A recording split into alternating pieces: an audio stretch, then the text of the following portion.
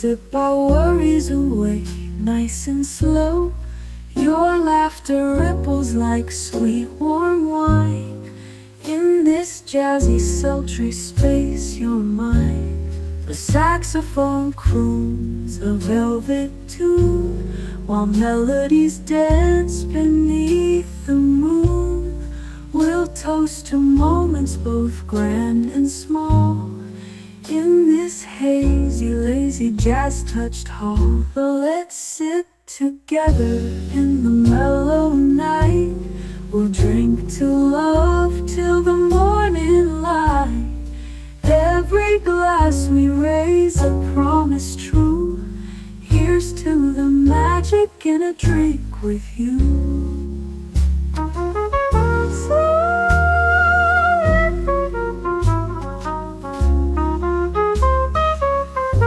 Your eyes, they sparkle with every click. Sweet rendezvous over a simple drink.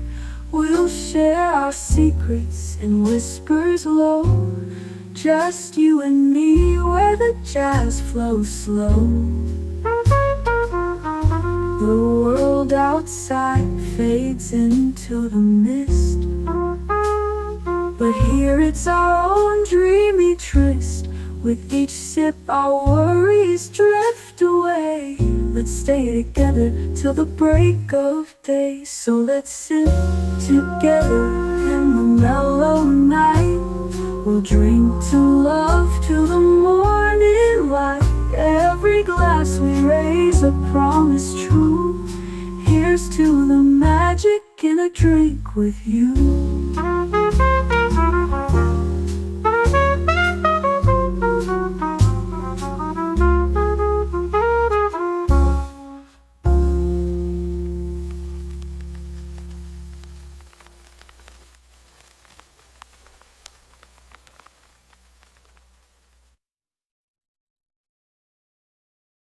The following live stream has been approved for appropriate audiences.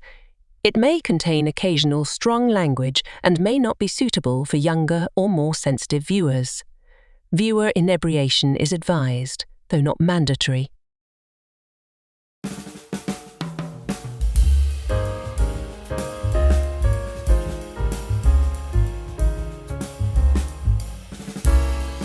Good evening, happy Friday, and welcome to The Last Call. You know that moment when you tell yourself just one more quest and suddenly the sun's coming up? Yeah, that's us with open world games. I'm out here in the wastelands of Fallout, scavenging bottle caps like a raccoon with radiation poisoning, while Boomer's over there in Hyrule climbing every damn mountain just because it's there. These games don't just waste our time, they steal our souls and make us love it. So grab your Nuka-Cola or your Hylian Noble Pursuit. And while we talk about why we can't quit these massive worlds that somehow feel more real than our actual lives, tell us your favorite in the chat. The Last Call starts right now.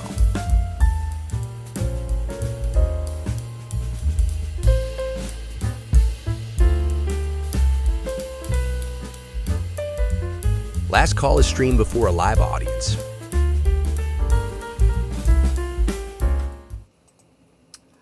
Oh, well that sucks. I meant for it to do this. What you sipping on? The orgasm. Yep, this is another stream that's probably going to get demonetized just for that sound clip. So if you were with me for Liquid Lunch, you heard me talking about the history of this drink, its connection to the movie Cocktail, a little bit of trivia, and why I think that trivia is probably only about half true. We'll talk more about that next week. And so I was not happy with the traditional recipe, and I decided that the screaming variety would possibly be more to my liking. In other words, with a bit of vodka to make it a little bit more booze-centric. Why? Because around here we serve hard drinks for people who like to get drunk fast.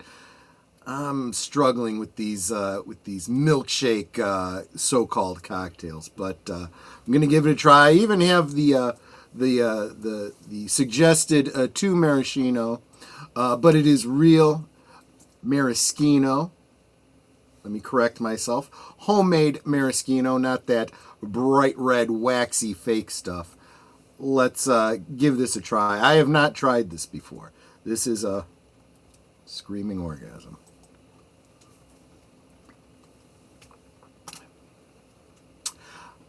I will tell you, the vodka definitely helps. It just like watering down something that's a little strong. This is watering down the sweet to make it a little bit more cocktail-ish. That amaretto is kind of forward, so I kind of don't mind that. But now talking vodka and amaretto, I'm kind of thinking of a different cocktail I think I'd really prefer tonight. This is still a little sweet for me. And I didn't even bother to top it with the whipped cream that they call for. But right now, I'm going to do that. Because I want to give my lovely wife, Netter of Netter's Network, a screaming orgasm with cream. Will you have what she's having? No, don't have what she's having, because that is not what I consider to be a good drink. What do you think, however? Remember, you are the bouncer. I'm tasting Kahlua first. She is a Kahlua fan. Her go-to drink when we were dating was Kahlua and cream, just to point that out. Yeah, my two go-tos are Kahlua and cream and my Netter's Nectar, which is what I'm drinking tonight, which is coconut rum and coconut fruit juice. And I added in some cherry pomegranate this time. There you go. There you go. But first and foremost, I'm tasting the Kahlua. That comes off the strongest to me. But then the after notes, I'm tasting amaretto and something else, but I'm not thinking it's vodka. It has a completely different... Yeah, the flavors can get complex, and they sometimes taste a little different. Also, I gave her the cherries as well. Why? Because she took mine. So let's get Aged Boomer here and say, how you doing, my friend, and what are you sipping? I love that. You got Link riding the tractor. On the riding mower, yes. I don't know which, that was a cosplayer that must have done that. I think it's a young lady, actually, pretend to be Link, but I'm drinking... That's actually kind of amazing that you're able to find all of these characters riding tractors. Is that like a thing? I'm wondering. I'm starting to wonder if it is a thing, because now I noticed that I just Google and this is what I find. And I'm sipping on an orange juice. I have to get up in the morning, but. Oh, okay. It's not even a what is it, a screwdriver or whatever? Just fuzzy a neighbor, plain Florida orange juice, because I live in the state of Florida. Fair. But it's funny you were mentioning climbing mountains. Yes, you do a lot of climbing mountains and climbing many things in Breath of the Wild. I know nothing about the game, but I did my research. You might know more than I do. My lazy my lazy research. Did you notice I also referenced and I've already forgotten what the name of it is, the drink from Hyrule that apparently is part of the game that I wouldn't know about. I don't know. Let me look at my call them my elixirs. monologue. Maybe you know something I don't. I've been putting together elixirs. It is called the Noble Pursuit. Apparently, this is a drink in the games. I've not found it, but it must be there. So I'll have to keep hunting. Yeah, but we'll get into it. Yeah. And we're also going to get into the fact that you and I have a very, very different gaming style. I'm pretty sure. Yeah, We'll get into it. Let me say hi to the chat. Starting with Jamie Lynn Simons was the first one in. Hi, guys. Well, welcome, Jamie Lynn. Good to see you. And, of course, Big Al Presents. Happy Friday, my friends. Hope you have a great show tonight. Yes, so do I. I hope it is good. And, yeah, Netter, I think I'm going to need a replacement drink, because this... between the alcohol and the sheer amount of sugar, I will not be... You're going to get diabetes. Diabetes. Yeah, well, that could be. I was going to say the booze, but no. Oh gosh, I'm not drunk enough to be able to argue that bad line was alcohol induced. Okay, you do realize, sweetheart, that you just gave me an orgasm. Now you're talking about booze poos. That's not very romantic. No, it's absolutely not. It's absolutely not. You're absolutely right. Welcome, Connie Cleary, the star of Fluff At least Chick it won't be Barbie Productions. bad. Yeah, that's a private joke, and I'm not even going to get into the details on that one. So you want me to take that one away? Or are you going to try and drink it? I thought you were going to try and drink it. I am not going to end up drinking it. Unfortunately, that was I have a drink. Yes, you can't two-fist it. I don't know. Leave it there. I'll be back. You may decide that you want it later. Enigma Severus, gaming! Honestly, I'm just here for my YouTube fam. See, that's... he gets it. He gets it. I appreciate that. I really, really do. Of course, Boomer's in the chat as well. Deleted Scenes. Salute, my friend. Good to see you. Hail to the chat. You are really nifty people. It is a Films with Friends raid. I hope you guys had fun with The Emperor's New Groove. Ooh. And hail to you, Tim Hayes. Good to see you, my friend. Always, always good to see you. Channel members, you guys just warm my heart, and I can't appreciate you enough. Daniel Berry Sports Highlights. What's up, people? Happy Friday. Welcome, welcome. We're about to get into some gaming talk. And I'd like to say it's because Boomer's the gamer and he was pushing me to have a gaming stream, but the reality is it's really my obsession that inspired this. Here I are, making a rare Friday appearance at the bar. Bartender, blood wine, make sure it's warm and hurry. And an order of Roqueg blood pie. Sweet or savory? Remember, there's a difference. Like, share, subscribe, comment, become a member, and if you were going to give a super chat of $5 or more, why not gift a membership instead to make our family grow? Yes, please do those things. And thank Geek Flag with Nate Knows for the artwork for today's thumbnail. Thank you very much for that. Thank you. Especially getting that last one in last minute for me. I super, super appreciate you for that.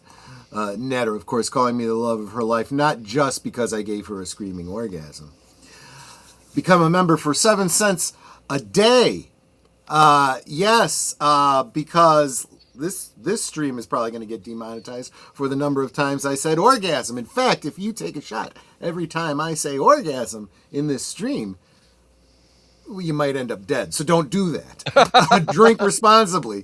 Where else are you going to get a deal like that? If you are so inclined, please consider joining at the next level up for 17 cents a day. Yes, yes, absolutely. Let's see. And Jamie Lynn is drinking wine. I guess she's making it cherry wine. There you go. There you go. Cherry wine. The only song that I can think of that has that lyric in it is, we don't have to take our clothes off to have a good time. Oh no, we could dance and party all night and drink some cherry wine. Okay. I made that with, you got the jigger, and it's 2 ounces and 1 ounce. So it's 2 ounces amaretto, then 2 ounces vodka, 2 ounces amaretto, 2 ounces vodka. So it's self-mixed. Oh, that's fine. That's perfectly fine. Yeah, I didn't want you to put it into the shaker that just had the orgasm in it.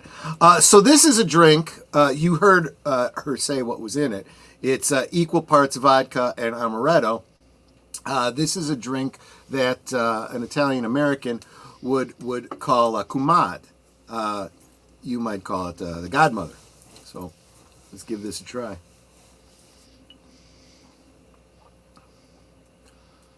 Ooh. It's a little sweet because of the amaretto. but it's equal parts though. But yeah, it's a very balanced drink. This is all the things that I liked about the orgasm without the orgasm. I thought you were going to say without the mess. Yeah, without the mess. You're absolutely right. There you go. That's some good cocktail. Troy, it's just not a drink made for real men like us. Yeah, this one I'd say is a little bit more. This is about as sweet as I want to go. I thought I was as sweet as you wanted to go. That's a different kind of sweet. I love that kind of sweet. That's the kind of sweet that doesn't make me sick. And I'll even say around the holidays, I like to have a little sipper of straight amaretto, but that's really sweet. I mean, when your fingers get sticky from the glass, well, you're a messy bartender. But that's beside the point. Let's see here. Guys all saying hi to each other, which honestly I love to see. Lady Mist, thank you so much for encouraging Netter with the blue emojis. That is so sweet of you.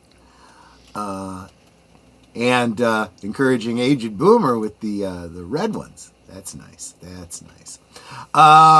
Samuel Proctor, getting me back on topic, says, the last open world game I played was Assassin's Creed Origins. Meh story and gameplay, but amazing open world of first century Egypt. This is... Okay, let me just real quick make sure I'm not missing any major comments. Okay, let me get your follow-up on that.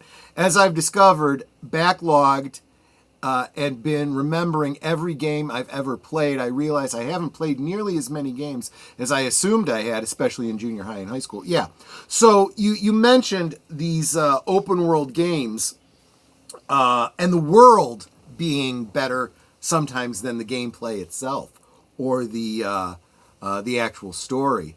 It helps. A compelling story definitely helps, but the world is as much a part of it as anything else.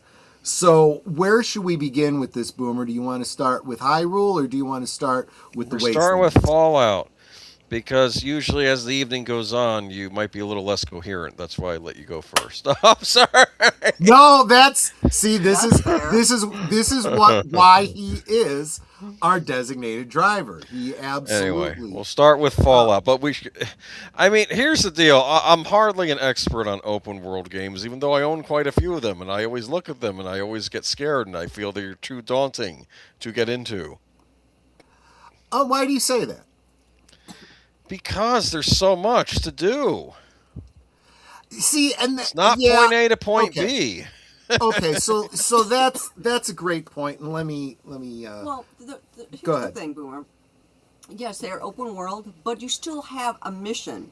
You need to get X item or save X person or whatever is the major end result. Along the way, you get some interesting things happening, like you might come across a new companion. Or you might find a new enemy and find creative ways to kill them, which is always fun. Yes, yeah. I suppose Breath of the Wild does that. Yes, and that brings up a great point about Drists.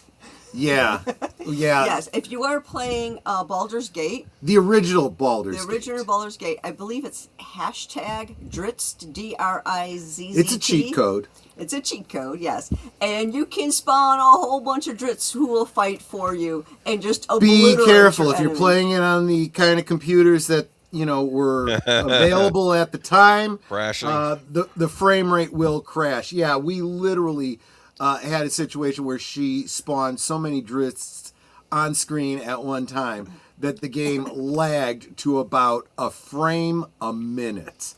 That's how bad it was. Until they started despawning, and then it started speeding up. Exactly. And you literally had to walk away and go, you know what? Let him just finish this combat, and we'll be back tomorrow. But, yeah.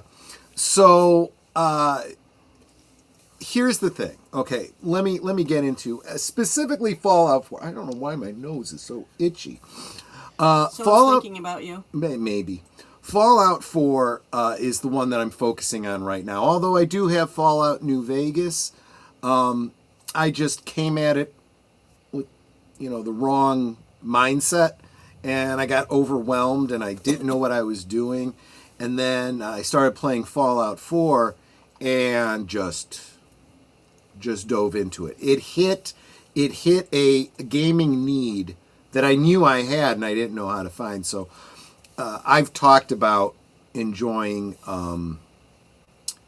The Sims for the longest time, and I was playing Sims 4, I guess it was, and until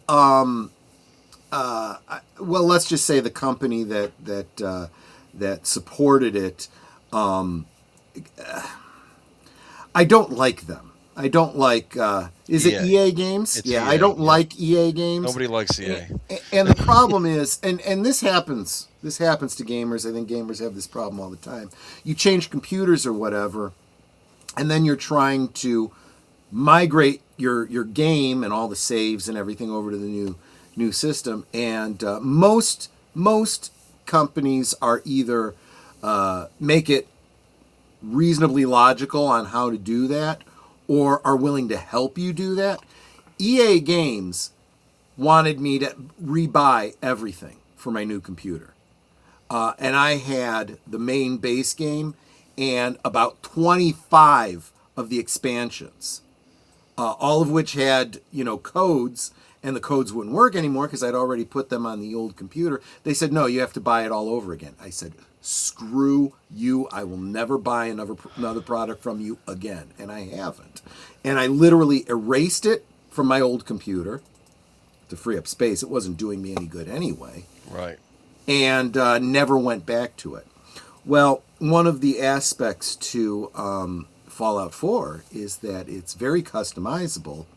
You build settlements, buildings and businesses and so on and so forth, in a very Sims-like way. And I'm like, this kind of fits that niche for me, So getting a little ahead of myself, though. So the basic story, this would be spoilers for the opening of the game. So I think most people, even if they haven't played it, if they're at all interested, have already seen videos on YouTube about the lore and know basically how it starts out. You start out as a main character, either male or female. You choose from one of a married couple with a child.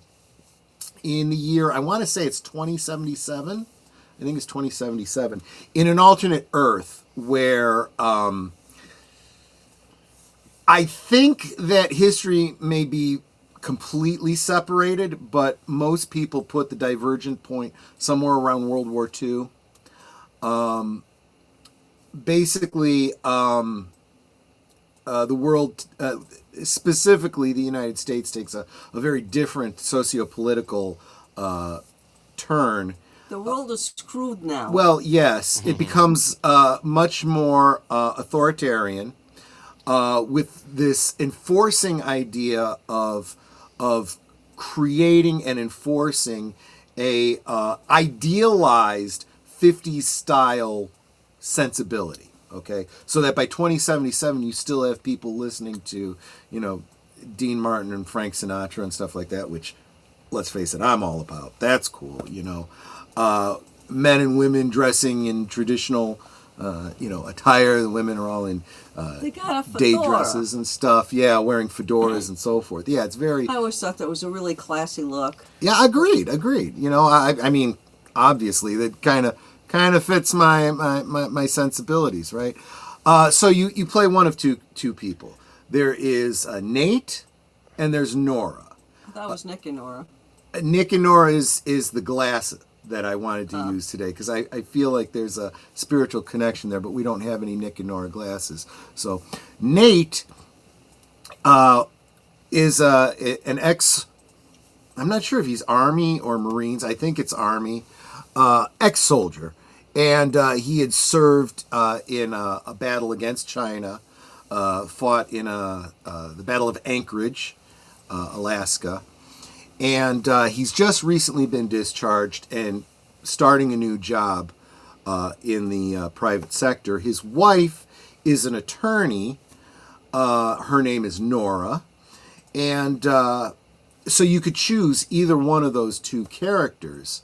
Either way, you have a son named Sean and a robot butler named Cogsworth, which is kind of cool. And you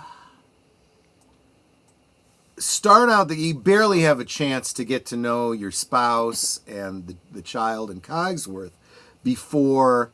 I wish there was more time for you to open world that element. Go around and meet your neighbors, all that kind of stuff. But it starts out almost immediately with a guy from Vault Tech, a sales guy, door-to-door type salesman showing up, saying that we have been pre-selected for a place in the vault, in case, the big one happens, right? And time is of the essence. You don't want to be left, outside the vault when the bombs start dropping. And if you get resistant, your spouse is like, I want you to do this thing, right? Oh, by the way, I am playing as the male character in this particular playthrough, but I didn't choose the name Nate. It gives you an opportunity to choose your name, and I chose Troy. The reason that's cool is because one of the elements of this game is that when you talk to Cogsworth, he will refer to you by name. And audibly, not just in text. It doesn't just input whatever you typed. He says your name. And it's not like the modern day you'd expect it to be some sort of AI generated, voice chatbot thing. The voice actor recorded about 1,000 names for each character. And Troy just happened to be one of them. So when I greet him and he goes, Mr. Troy, I'm like, holy crap, he actually said my name. Well, I looked online and it turns out that among the names that this voice actor had to record was Troy, Jonathan, common names like that. Obviously Nate. Shithead, fuckface, things like that. He actually says, I'm like, wow, that's forethought. And there's a lot of that kind of forethought that goes into this game. But anyway, I'm digressing. So as soon as you fill out his questionnaire, and what his questionnaire is just setting up your base stats for the game, right? Soon as you're done, the baby starts crying. You go and, bond with your baby so that you have that emotional connection, right? Because then suddenly Cogsworth calls you into the front room where the news is talking about, incoming missiles. And, your wife grabs the baby, or you grab the baby, depending on which character you're playing, and you run off to the vault, right? You run... Which happens to be down the block. Well, yes, which also explains why... Well, yes, and that's we'll get to that in a minute, but all the people that are in the vault with you are your neighbors, but not all of your neighbors are able to get in. And it's one of those emotional things where you and your family just signed the paperwork. You guys are going in. You have to leave a bunch of your neighbors behind. You get into the vault, you change into the blue jumpsuit and whatnot. The baby has to stay with mom or dad, depending on which character you're playing. In my case, I'm on my own and mom has the baby. And you get into a cryopod and then you freeze, right? But they don't tell you it's a cryopod. No, you don't know at first. They tell you that you have to get into this machine for a health check. And Which it does do. It does do a and to scan. decontaminate you, but instead they're actually cryo-freezing you. They just don't tell you that. Exactly. Which, in and of itself, I don't understand why we didn't. That actually makes sense. If you're gonna spend, 200 years in cryo freeze and then come out, that kind of makes sense. That seems like a smart way to outlast the nuclear apocalypse, right? And it does. It's this great first person immersion. You see the screen freeze over, and then all of a sudden it starts to thaw, and you think that you're getting out, but what's actually happening is someone has come in and says, "Here's the one, mother and child," and they open, and you can see what's happening to your wife across the way, and they take the baby from her. No, no, no! I won't let you take Sean, and the baddie shoots your wife. And then turns and looks at you and says, "Well, at least we got the backup. Stay cool." And then he leaves, and then you freeze again, right? So then, when you finally defrost and there's klaxons going off, apparently, something's gone wrong. There's nothing you can do for your wife. She's gone, and all of your neighbors, it turns out, that were in the other pods have all died from asphyxia, because when the defrost happened and reset, all of their pods failed. So you literally are the last survivor. And now you're going out there to find your son. Okay. So that's the establishing story. You return to your home where Cogsworth is still tending dead flowers in the front yard. But, ever faithful, he's been there for 200 years doing it. And so he's your first link to what's going on in the world. And what you does he sound English? He does. Mr. Troy, so good to see you. Oh, you do look the worse for wear. Yeah, it's actually really, really pretty cool. But anyway, what was I? Oh yeah. So you've kind of quickly realized that this town, Sanctuary Hills, which was your hometown, is now abandoned except for Cogsworth, and a few rad roaches, but and bloat flies. We'll get to that in a second. But it's the first introductory, teach you how to do combat kind of thing. Rad roaches are roaches that are this big. And bloat flies are equally large, and they shoot their maggots at you. It's disgusting. It's absolutely disgusting. And oh, I'm sorry. I've been ignoring the chat.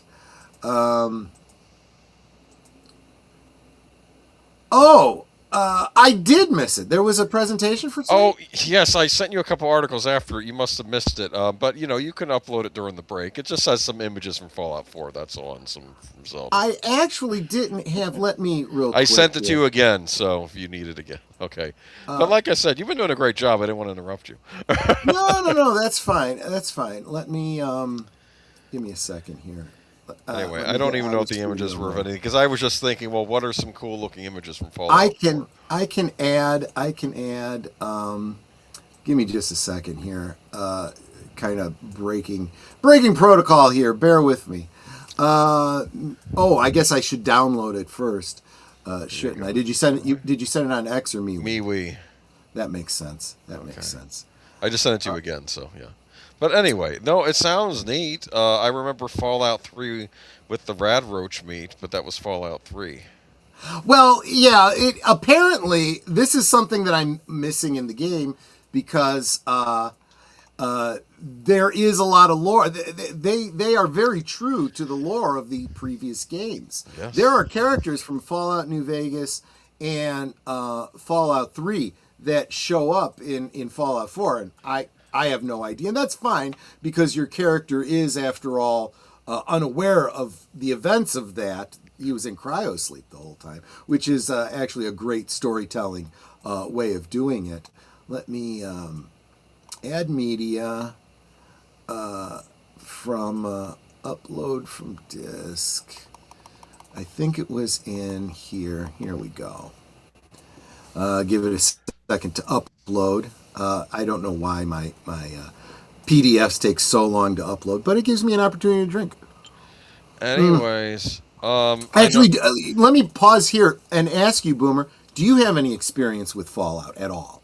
I played 3 for a bit on the PlayStation 3. I remember hearing back in the day, though, that sometimes these games would crash your PlayStation 3. I don't think Fallout was as bad as Skyrim. I think I read online I was going to get the Skyrim Super Duper Edition, and then they were like, yeah, but it's always crashing the PlayStation 3, and they can't fix it. I'm like, well, then you're not getting my money.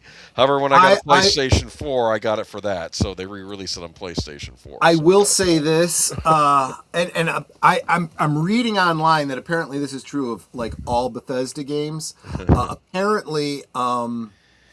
Apparently, Bethesda games tend to be buggy as shit, and it doesn't help if you add mods to it in any way. Although sometimes the mods help. They're there specifically because the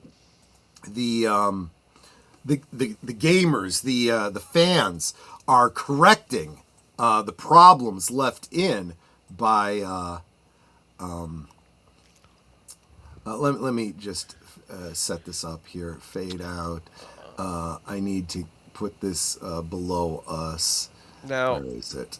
To be fair, in Bethesda's defense, the PlayStation 3 architecture was very different from that of a PC. It's the 360 was a lot easier for them to port it over to because I guess it was Microsoft, so it wasn't that radical. These didn't crash as much on that. Sony got very arrogant at the end of the 7th generation of consoles because they were number one for the past 2 generations. They thought we can release this $600 thing, which has a Blu-ray drive and has a radically different architecture for programming the games. I think it used what they called the Emotion Engine, and they got support, but it was out of the box. They recouped later on, but at the beginning it was a disaster. Yeah. Mark says, last call of Troy Pacelli. Gach, shooting globbies? Forget Meals on Wheels. Meals on Wings. Yeah, that's true. Literally, this is... you know how these games are. You could play easy mode. You could play, survival mode and whatnot. Survival is... Play God mode. Well, God mode is nothing can kill you. Whereas survival mode is everything can kill you. Literally, you get a little nick, you can get an infection and die. You can die of dysentery. But especially in survival mode, you live by survival rules, and that means everything you kill, potentially, you eat. Unfortunately, because it's a blasted out radiation filled wasteland, you got to temper starvation with radiation poisoning. So there is that element of it as well. Let's see what you got going. Let's see what you. Whoops. In video games, an open world is a virtual world in which the player can approach objectives freely, as opposed to a world with more linear and structured games. Yeah, they try to still put a storyline and somewhat linear storyline into it, but it's way more branching, and decisions close to you, and so on and so forth. It's tricky. Part of me doesn't. I often, a while back, tried to think of video game genres, but sometimes there's a lot of bleed over, and it's always hard to tell. What are the origins of the open world game? I know that X-Play years ago, if we want to follow X-Play, they had actually credited Ocarina of Time not so much as being the first open world game, but it paved the way for open world games like Grand Theft Auto later on and things like that. Whereas, because Ocarina of Time was the first time you had this big 3D space where you go to different towns and things would change throughout the game depending on the time of day or depending on events that happened today. Things would change in the game, and they say they felt that was one of the big things. But let's go into... Well, I will argue that even before that, though, like I was saying during Liquid Lunch, there was the Ultima games that, although the graphics were very, very, Commodore 64, Pitfall Harry actually was good graphics by comparison. This was Space Invaders type. But you had graphics. worlds, you had lands you could traverse over. Same You had goes lands for that you could go to. You had to follow maps. Same went for the original Legend of Zelda. And even although the you games have before objectives, you could ignore those objectives and just keep doing fights and amassing treasure and all that kind of stuff. Effectively, it is an open world game. But these are some popular ones. Red Dead Redemption, obviously, that's the big Western open world game. Grand Theft Auto 5. That one actually looks very interesting to me, too. That might be your next one to try when you're done with the Fallout games. I've got a lot of Fallout, though. Yeah. The only thing I know about that one you just said. Red Dead Redemption. Is it's a Western. From Viva La Dirt League, because they'll do video shorts on playing it and making it hysterical on how badly they can F it up. Well, from what I've heard, they're riffing on things that are, kind of humorous in the game itself. But The Witcher, I've heard some good things about. The whole Witcher 3 Wild Hunt, big deal. Henry Cavill walking away from a show because they wouldn't follow the canon. Yeah, and Grand Theft Auto, of course, which we're still waiting on Grand Theft Auto 6. They are taking forever with that game. Probably for the best, from what I've heard. I'm worried, but we have to wait for it to come out before we know for sure. One of the things that they're saying in Fallout is rush to market resulted in a lot of functionality that was built into the game not actually being there. Things as simple as you go in and you create a robot in the robot station. You can't unmake it, even though there is a prompt for like recycle or whatever. It just doesn't do anything. And so there are, of course, programmers out there that have made mods that are like, we're reestablishing the functionality that Bethesda didn't bother to fucking finish.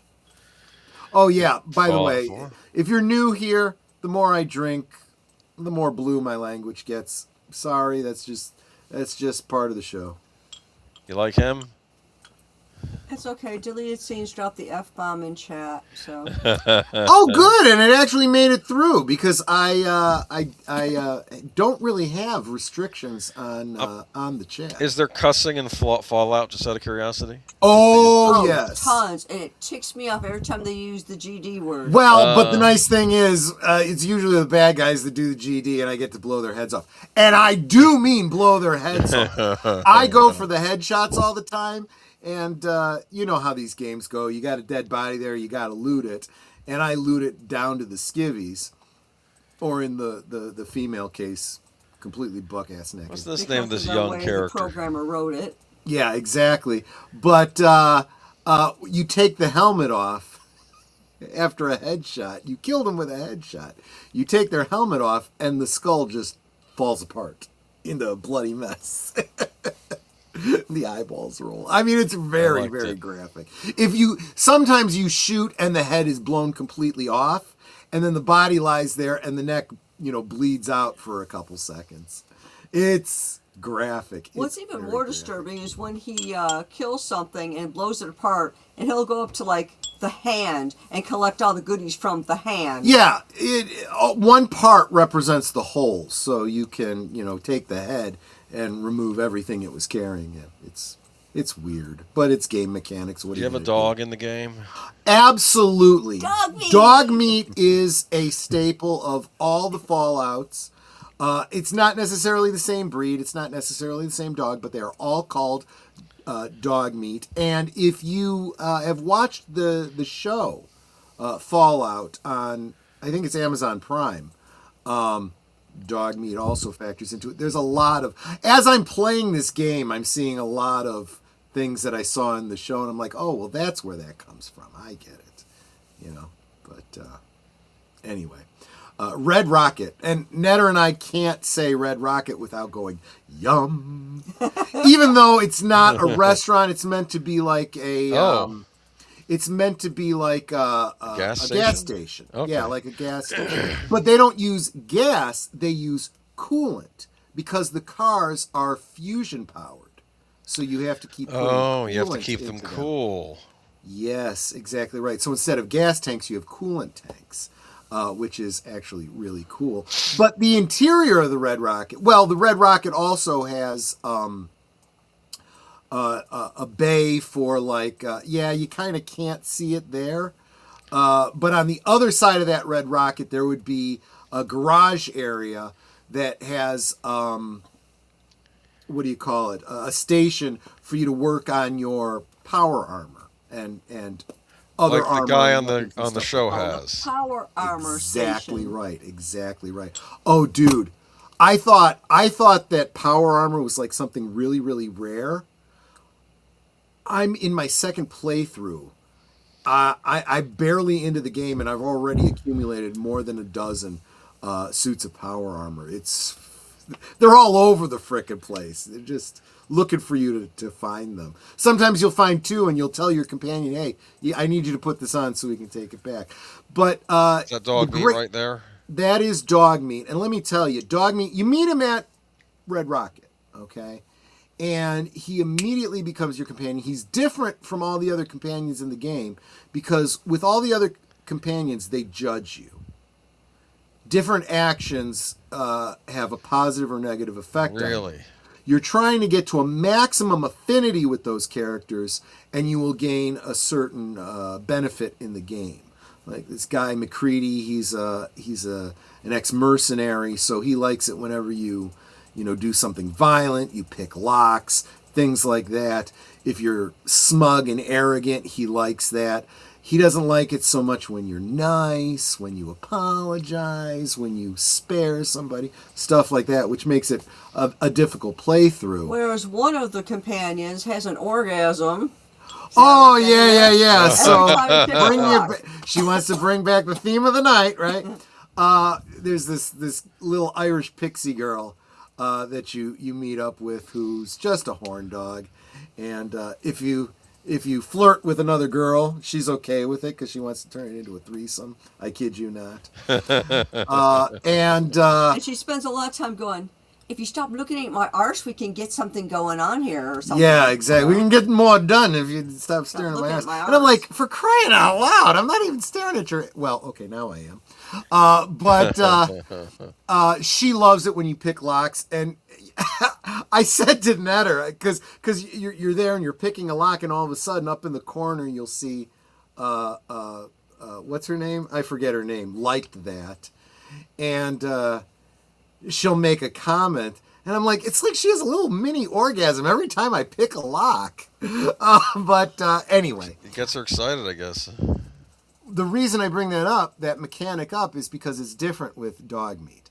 Although dog meat doesn't bestow a specific special benefit on you, he's a good boy.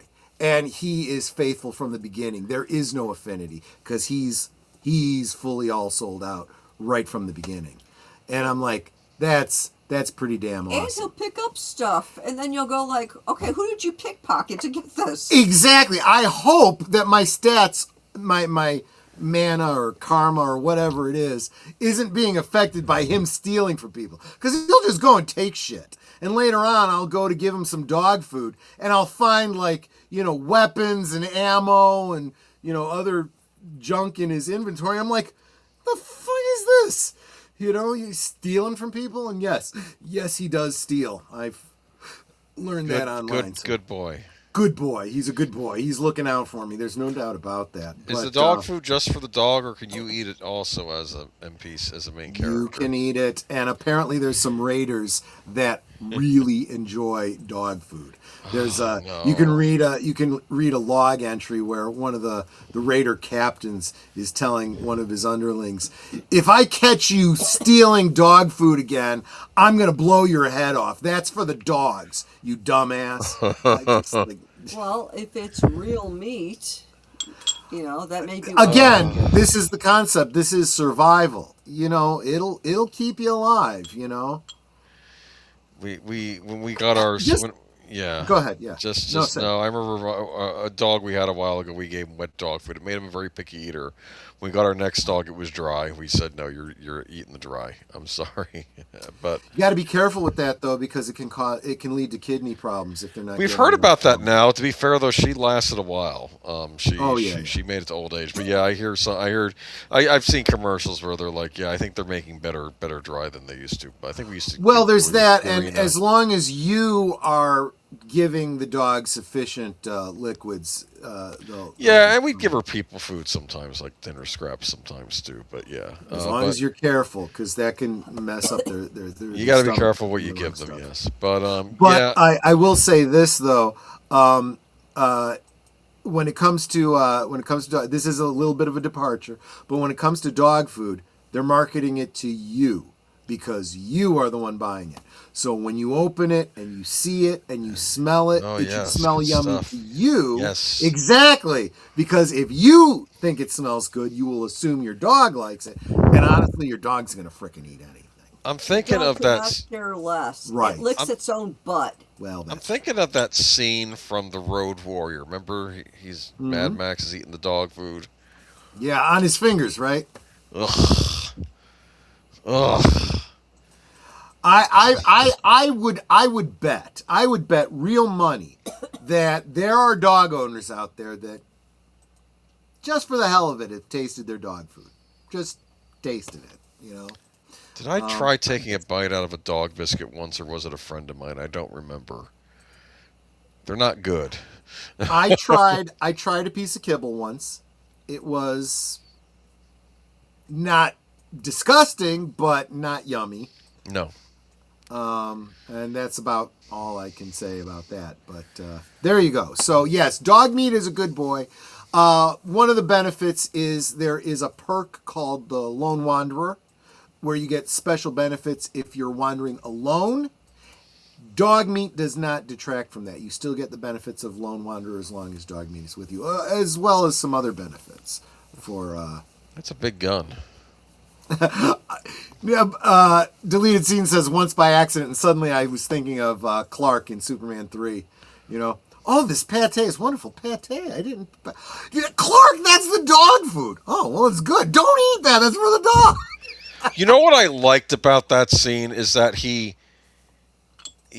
actually made it funny, and he's like, I want some. Remember that? Like he didn't do the typical Clark thing where he would have been all weird. He actually says, "Oh, you know, it's not I bad." feel like I feel like they were laying the groundwork for the Clark that was with Lana was more the natural Clark. Yes. It wasn't completely, but it was laying the groundwork for that because when somewhere we get, between him and Superman, basically. exactly, Yeah, yeah. exactly, because both for him are kind of projected for public consumption. He plays the bumbling goof as Clark Kent. He plays the superhero, fully, in control superhero, and neither one is really him, right? I do like that in the 80s when John Byrne kind of did the reboot, he made Clark, God bless you, much more, God bless you, Thank you. much less the affectation and more this just is who he is. He doesn't even try. He does put on the glasses, right? He does, look different but in his manner. Oh, and he also pretends that he works out. There's a scene early on where Lois comes over to his apartment to meet up with him, not for a date or anything like that. She's picking him up to go somewhere, and he says, "I'll be ready in just a minute." And he's in the bathroom, using the heat vision to shave, but she doesn't see him doing that. But he turns on his razor, zzz, so it sound, he's faking it, right? And she goes to, he's got his weight equipment out, and she's curling one of his weights, and she goes, "How the hell do you stay Mr. Hardbody with such child weights? I work out with twice this level of weight." And you see his thought bubble going, "I really need to think this through. This doesn't, none of this weighs anything to me. I got to figure out what would be appropriate for a man of my size and build, and it's literally just there as a prop, This is Thank you so much, Geek Flag with Nate Knows, $2 super thank you, chat to Nate. say God bless you. Yeah, I don't know why I got sneezes. Oh, do you need? Because you don't. Because you brought me my... I did bring you two. I will take one, though. There you Because go. you offered. There you go. You want to honor my... Oh, you want two? Yeah, that's right. One for each side. There you go. Yeah. Yeah. So, here you go. You've got the power armor. I have not yet learned the different styles of armor. I only know them when I look at them and I'm building, and improving my armor. There's like T45, T50, 51, 60, the X, 100 or something like that. I forget. And the pretty colors you can make with them. And that gets to one of the things that open worlds and games like this have is downloadable content, right? Some of it is fan made, some of it's done by the company, and a lot of it is different outfits or different color schemes for your power armor and stuff like that. And I'm leaf blower. I am. It does look like a leaf blower, isn't it? What that actually is, it's something I've never gotten or used, but it allows you to fire off baseballs as projectiles, is what it is. She is in a place called Diamond City, which is real world. I forget the name of the stadium, but it's Boston's baseball stadium. Oh. I don't remember what it's called, but it's become Diamond City. And this bloke in the background is an NPC who is selling baseball memorabilia, but he doesn't understand baseball. He thinks that baseball was a gladiatorial game that was fought in this arena that they're in, that is Diamond City, and that the bats were used to beat each other to death with.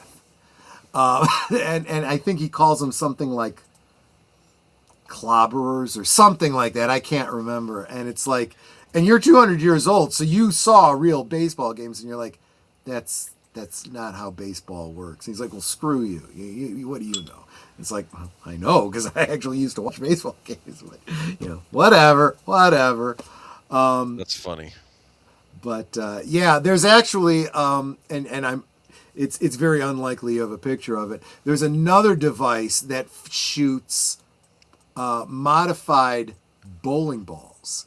There's a whole story that goes into it. You find an old, abandoned, bombed out bowling alley, and as you go through and you clear out the ghouls that are there and so forth, you can access computer terminals and find out that they had a league there back before the war, and one of the league members before the Battle of Anchorage that you fought in,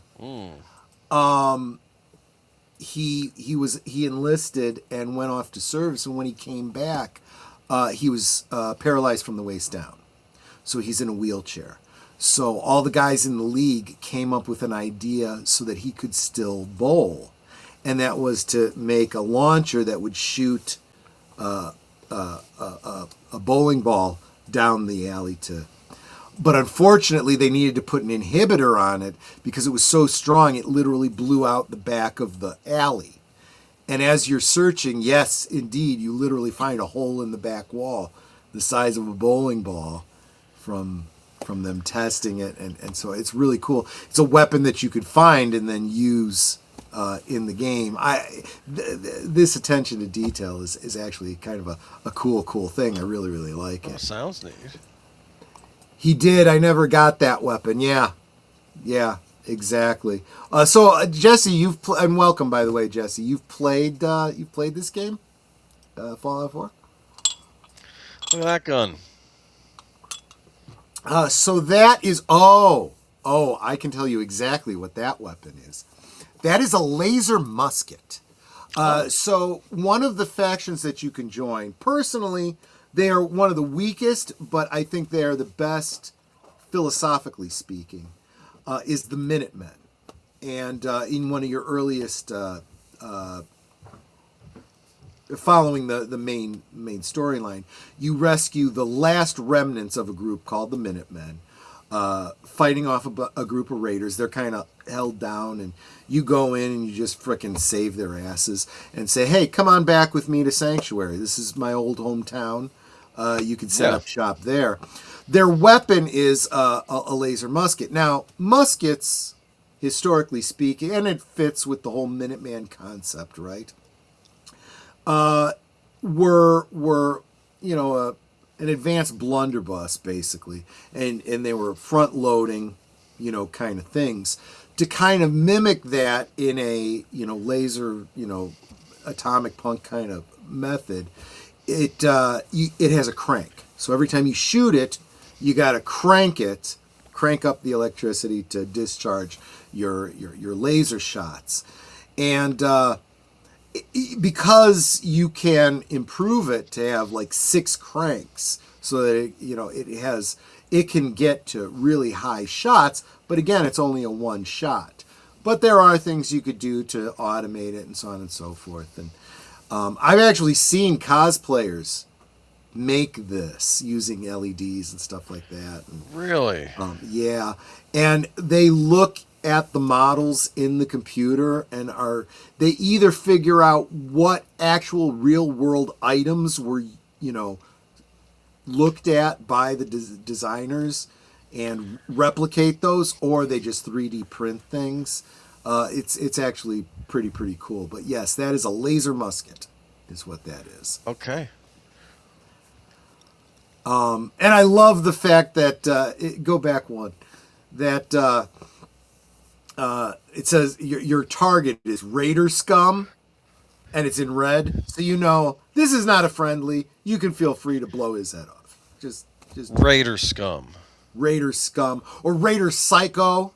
Sometimes it's Raider psycho, and they have different characters. Like the Raider psycho is psycho, and when you fight your way through them and you get into their lair, you see like disembodied heads on pikes and headless bodies strung up and stuff like that. Yeah, these are psychos. These guys need to die. They need to die. So we're at the a little over the hour mark. Did you want to do your promos? Nah. Keep Nah, going? I don't have, well, I do have but it's an old commercial break. Yes, I did not get the promos ready for tonight because I was too busy playing Fallout. Look at that robot, man. Yes, that is a brand of robot called an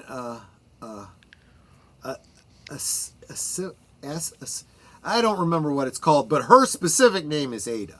She is one that can become your companion. She is a different kind of companion. You don't build an affinity with her, and you don't get a special benefit from her. But that is from the DLC Automaton, which gives you the ability to build your own robots and assign robots to certain duties in your sanctuaries and so forth. Yes, I love Fallout game. Hence, you've seen TV show. I need season 2. Yeah. It's a great show. It really is.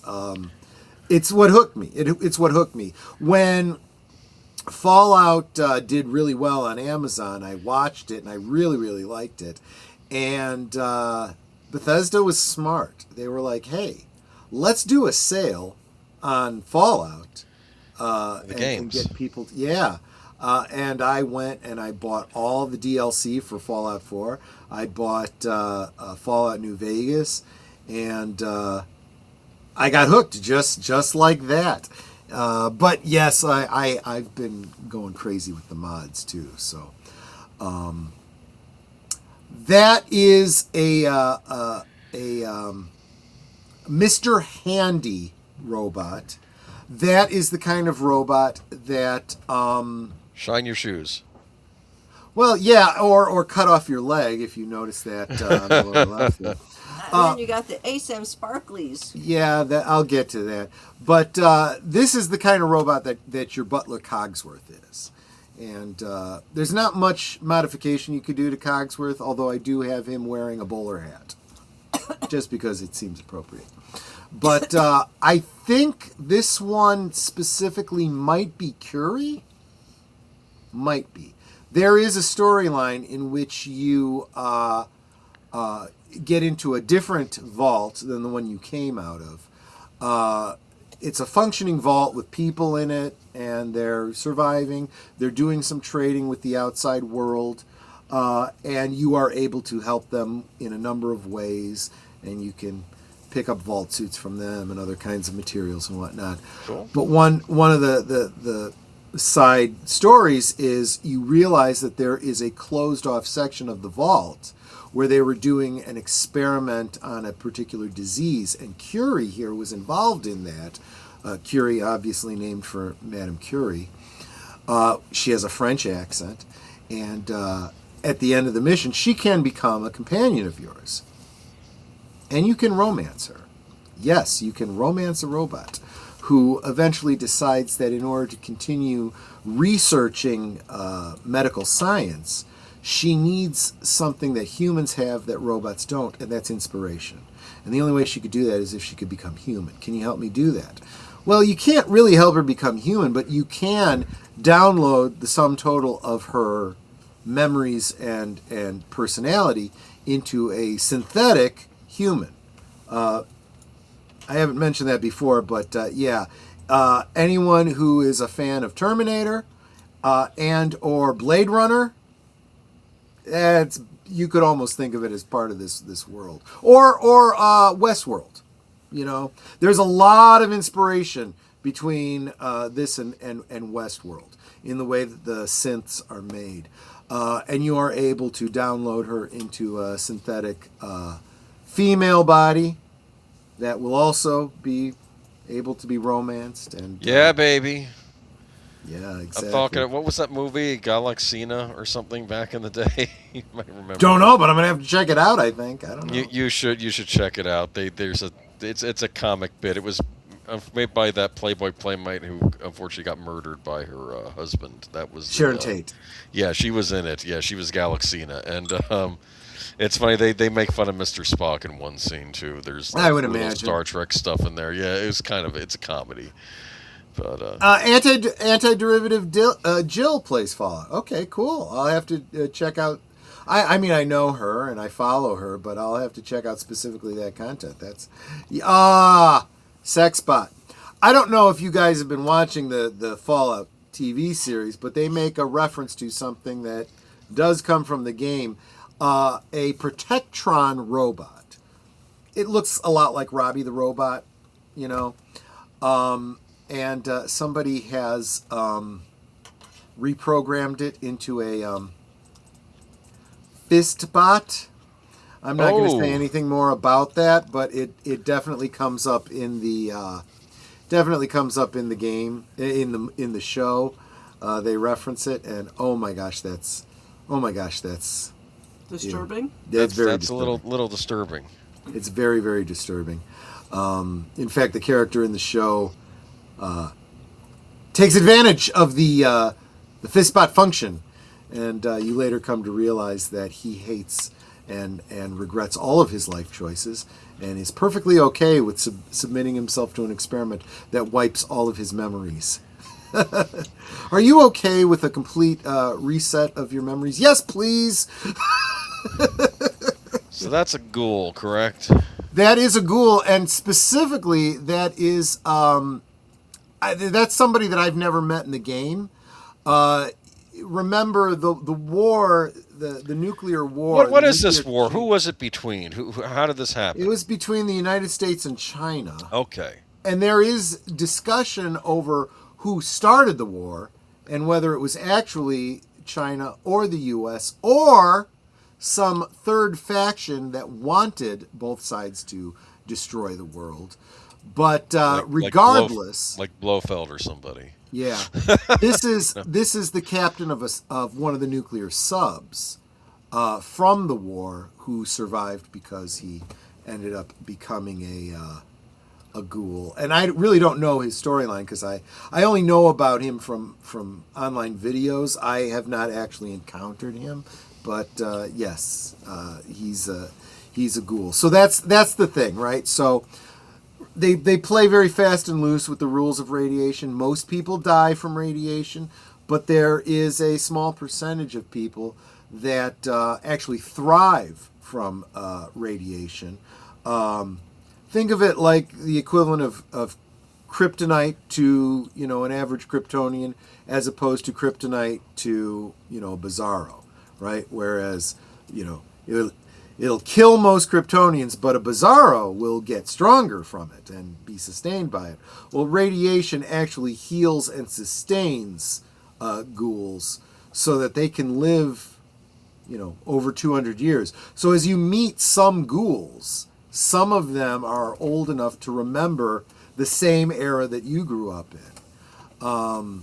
So you're able to have that kind of a conversation with them, like, hey, remember the World Series of 2076? Yeah, I do.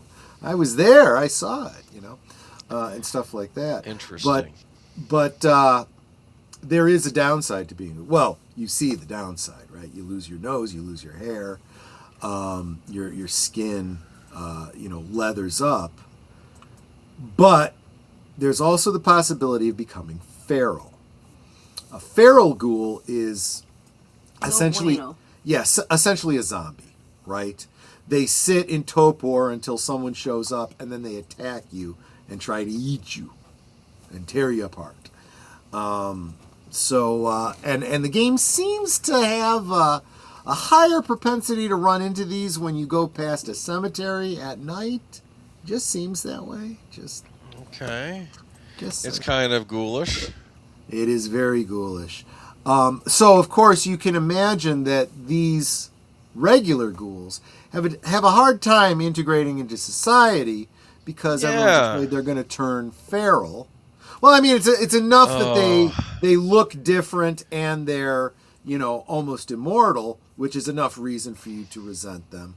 But then you have the danger of them possibly turning feral, and you get real angry. There's a mission, I want to say it was in Fallout 3, I'm giving you a little bit of a spoiler, where you can decide, like, there's this apartment complex and the ghouls want to move in. They're being, kept out. You can't rent here or something, right? Or you can't get a home here. And I think if you fight for the ghouls to get there, you go to visit the place later on, and there are no more humans in the place. And they say, don't go down into the basement. You may notice a smell there. Just ignore it. And, basically I think they killed all the people that were there after they moved in. Yeah, I can imagine. What is wrong with this world? What's actually cool about the whole existence of ghouls is that it lends itself to zombie themed type stories. Yeah. So Rad Roach. Oh, this is disgusting. There is a side quest where you investigate. I mentioned this in the Liquid Lunch. There is a side quest where you meet a ghoul who basically is about as old as you are, except he lived through the past 200 years. You have not. And you share an interest in an old radio drama called the Silver Shroud, which is absolutely the Shadow. There's no doubt about it. And he's such a big fan that he wants you to become the new Silver Shroud for real. And he tells you to go to Hubris Comics, which had started a movie studio, and they were filming a Silver Shroud movie when the bombs dropped. And when you get there, your goal is to get there to get the costume so that you could become the Silver Shroud.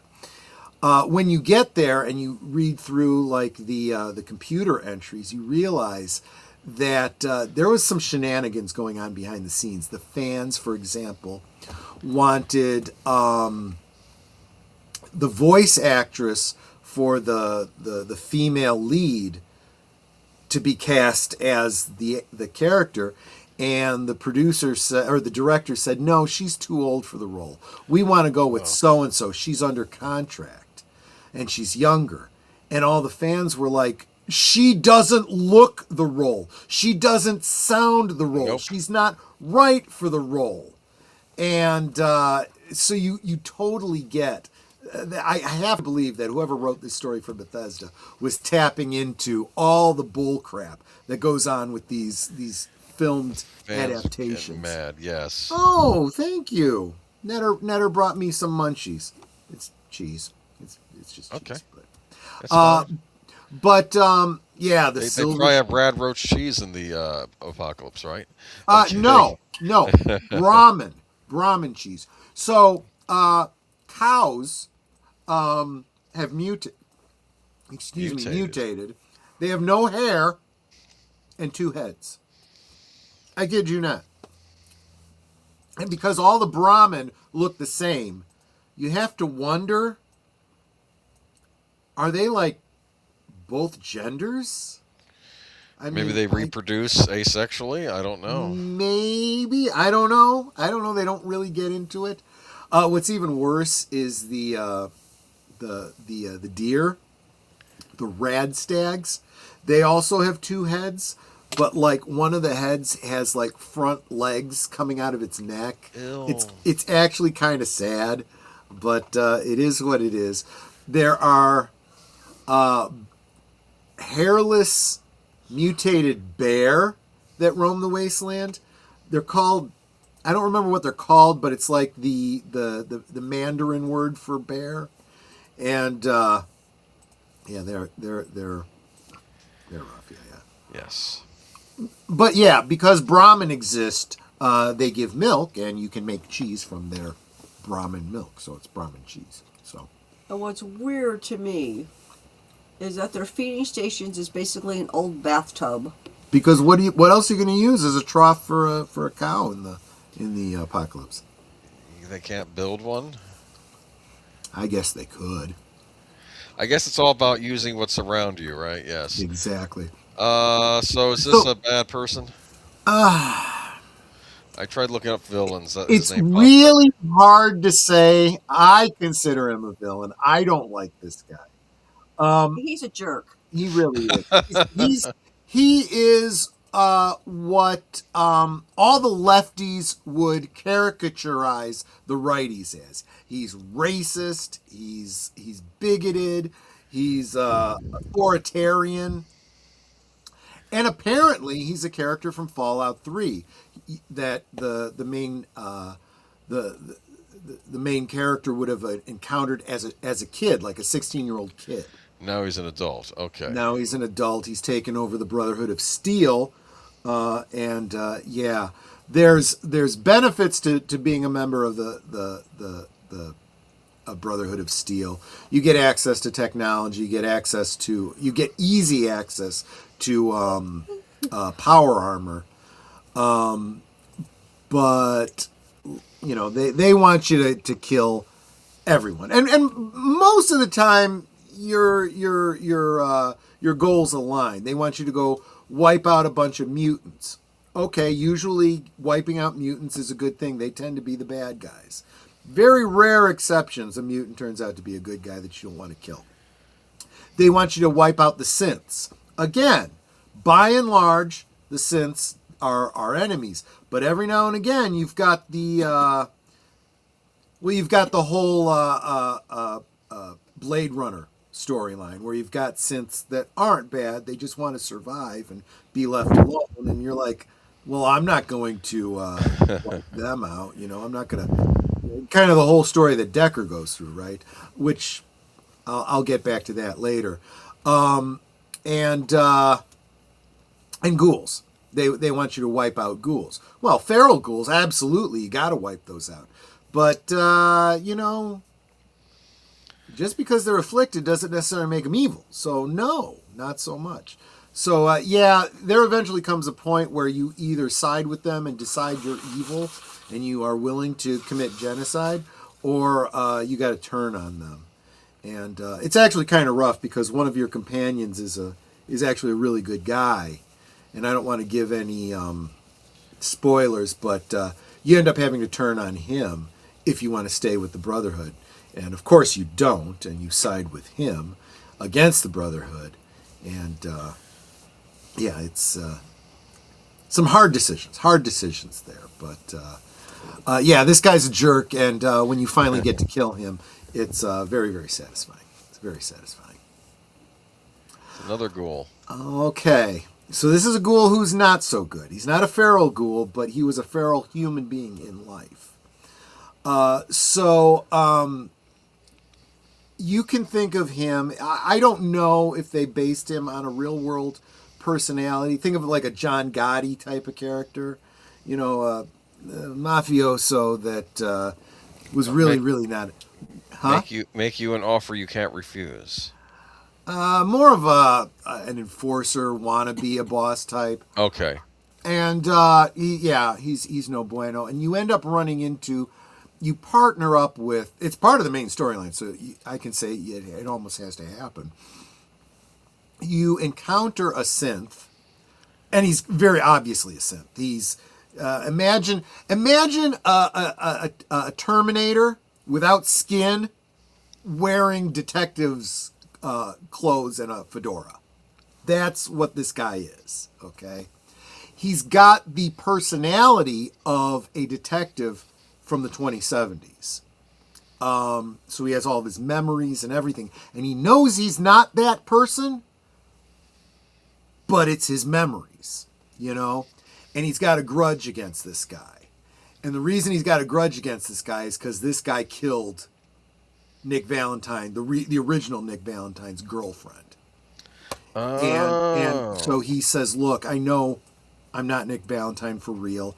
I know she wasn't really my girlfriend, but I feel a need to straighten this out. So one of the missions is to go and track this guy down. And part of it, to find out where he is you go to all these different police precincts where he's been arrested and find holotapes that were used as evidence. And so if you're questioning whether Nick Valentine, the synth, is being straight and level with you, you got the evidence. You're like, yeah, this guy was a fucking dirtbag who deserves to die. I'm good doing What? it. Oh yeah. Now, I have one question for you. Is facial moisturizer in low supply in the post-apocalypse? Because he could... I think it's funny because some jokes like that do come up, but it does seem to be implied that their skin is dead, and that's why it literally is leather. So you literally can't do anything to improve it. What you'll notice, though, is I did say their hair falls out. Whenever you see a synth like this that has hair, they're wearing a wig. I liked in the series when they run into a ghoul and he's, you know, and the funny thing about whoever Walter Goggins plays, I forget what his character's name. I guess he's just the ghoul, but he's actually being kind of nice to the guy before he plugs him, right? You know, he's like talking about apple pie and ice cream, you know. and then he starts cutting off pieces of his butt.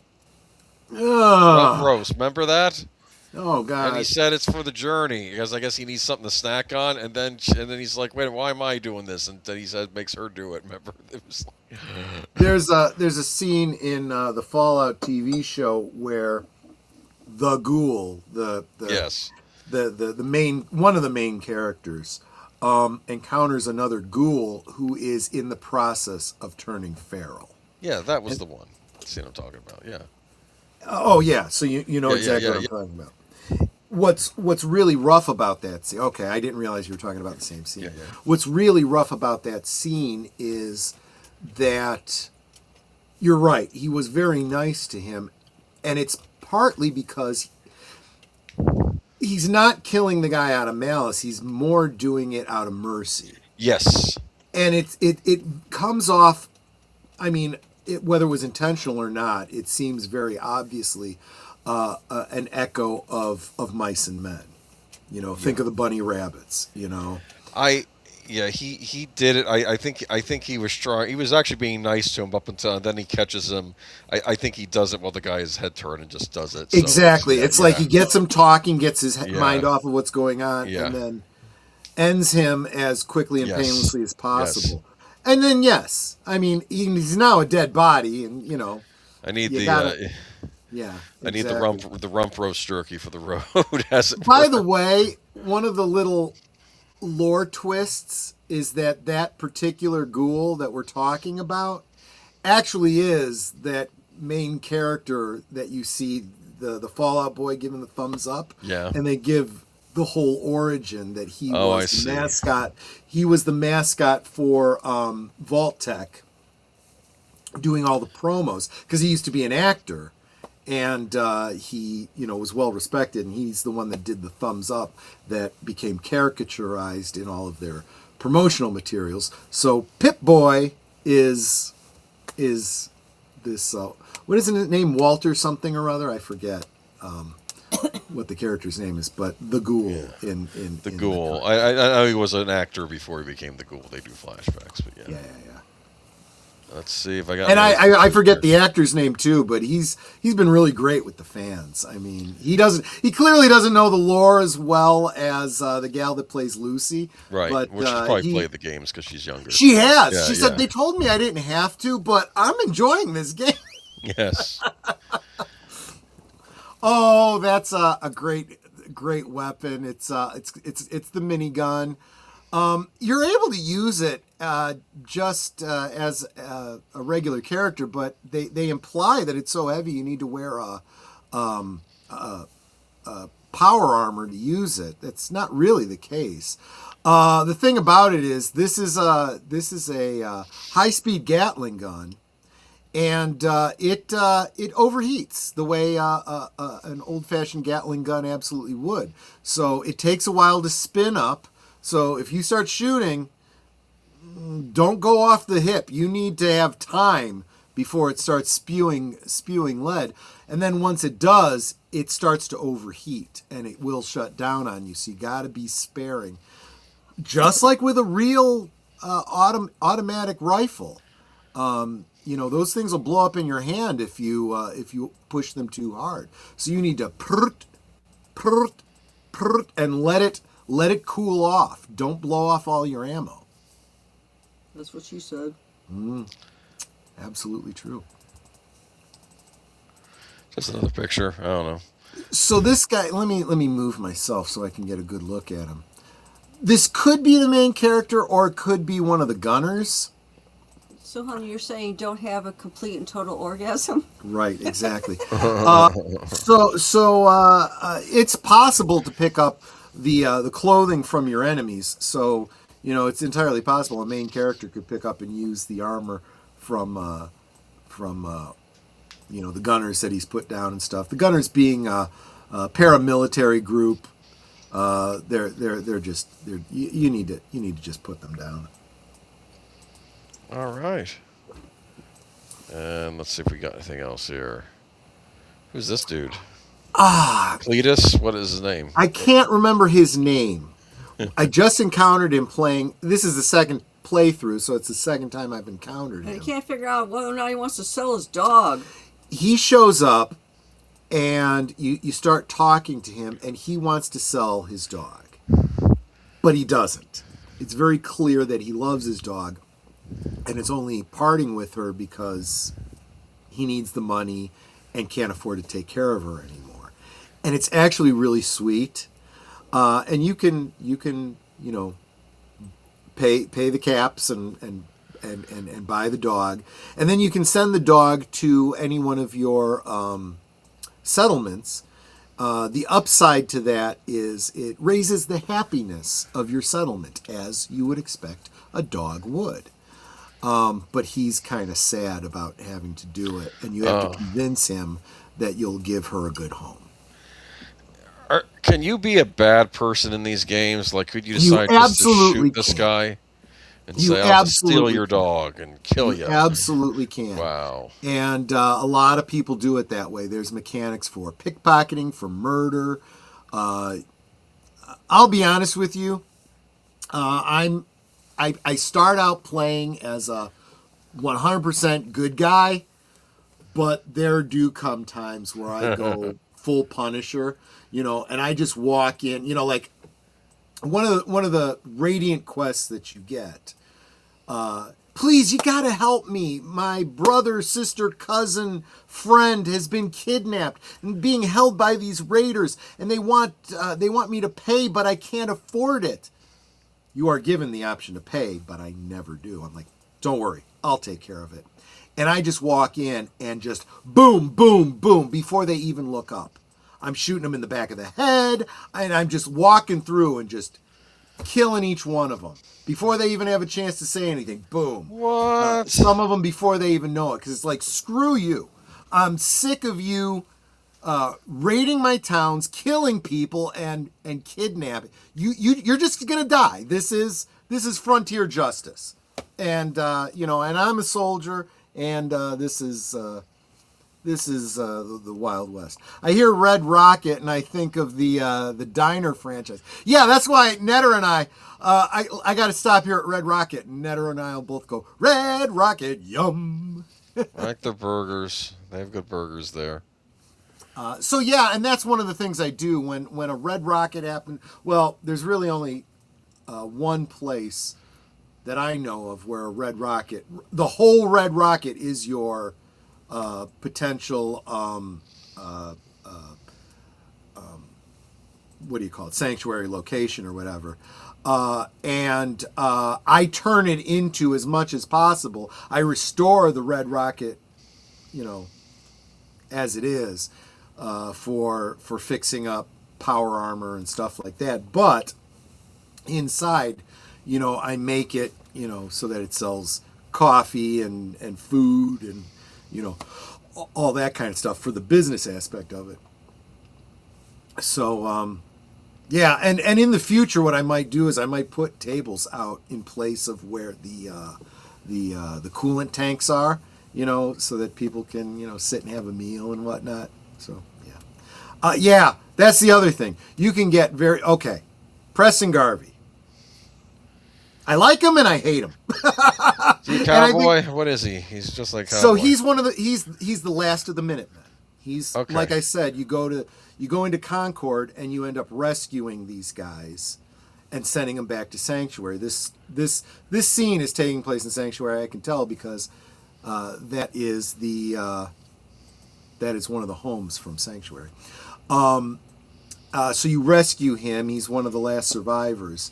And he honestly thought that the Minutemen were done for. And all they want to do, they are a militia that is trying to help people in the Commonwealth to form different sanctuaries and take care of themselves, be self-sufficient, and share resources. So, learn to defend your own territory from raiders, and if you need help, call on the Minutemen and we'll come help you. And let's face it, that's probably the most noble, most American cause, in this thing. But he's one of the last, and it looks like they're going to get wiped out. But when you come along, Mr. Player character, you have the ability to really turn things around for them. So he says, "Look, I'm the last Minuteman, so I have the right to do this. You're now our general." Because I'm not a leader of men. I can lead a team in a mission. I can't lead a whole movement. I think you've got what it takes. So what he does is every time he gets a call from a town that needs help from the Minutemen, he'll send you there. You go clear out the raiders. You go rescue them from the mutants, whatever it is. And they say, you know what? We see the value of the Minutemen. We'll join your cause. And so you create this network of all these institutions, and of course you have to help maintain them. You make sure that they have food, water, or at least the ability to farm food and water for themselves, defend themselves, set up turrets and stuff to protect them and whatnot. When they get raided, occasionally go and help them out. And as you go up in level, so too do the Minutemen. So you start to see Minutemen out in the Commonwealth doing patrol. And when you walk by, General. Okay. Pretty cool. It's pretty cool. But yeah, that's pressing. But the reason that so many people get to hate him is because it's like every damn time you see him, he's like, "Oh, I've got another settlement that needs your assistance," and it's like, ah.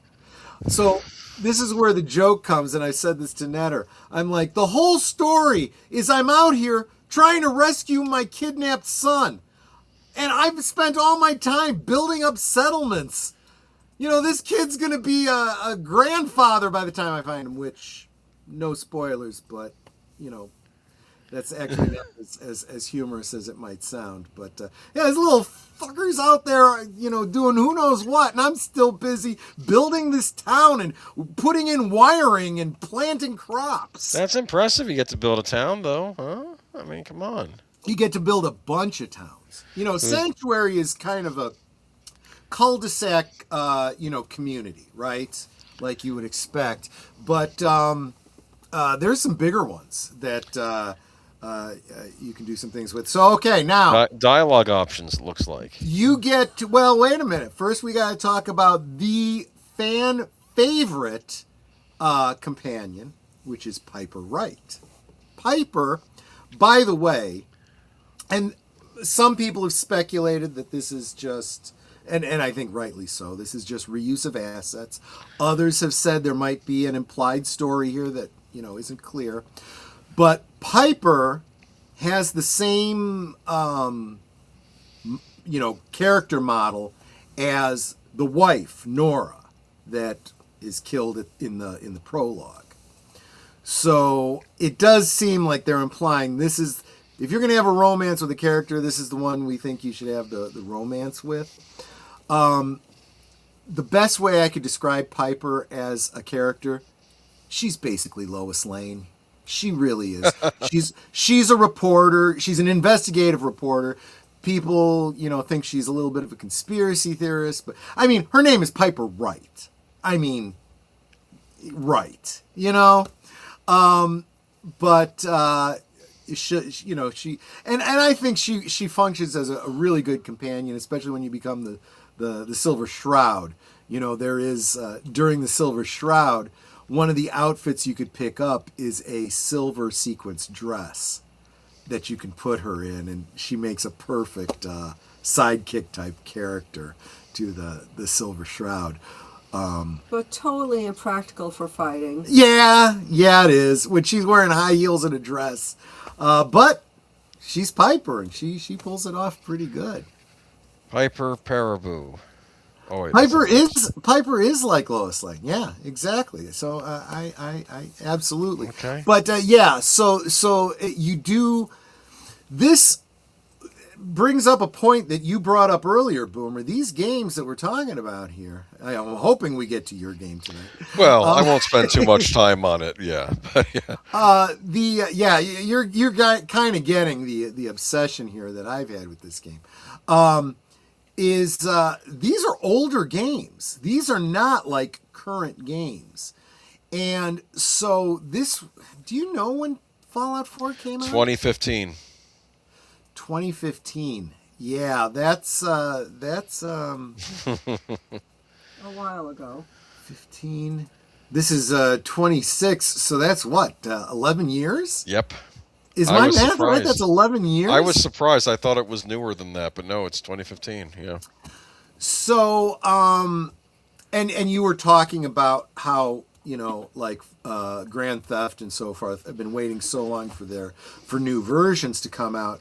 Well, the thing that's sustaining this is that instead of putting out new games, they've put out new DLC that completely makes they're like whole expansions. For those of us who don't know, what's a DLC? Downloadable content. So the Nuka World expansion, the Far Harbor expansion, the Automatron expansion, which gives you whole new missions and whole new aspects of things that you can do and build and so forth. It's like having a whole new game. So it's not like, you know, the games become stale. And like I've said before, even after you've finished all the main missions and side quests, there's always these random Radiant quests and building up the communities and stuff. Oh, you could that just never blow gets up old. the entire town. Or you could just blow up an entire town. You absolutely could. But so back 11 years ago, this kind of text where you have 4 options to choose from, and it's very, and what's interesting, I don't know if this is strictly because this is a screen capture from one of the consoles, or if this is the one of the mods to the PC, but it just sets it up differently. You get 4 options. The top one, usually it's in a diamond pattern. And the top one is a question, if you want to get more information. The bottom one is the nice answer. And I forget the right and the left one. One is like...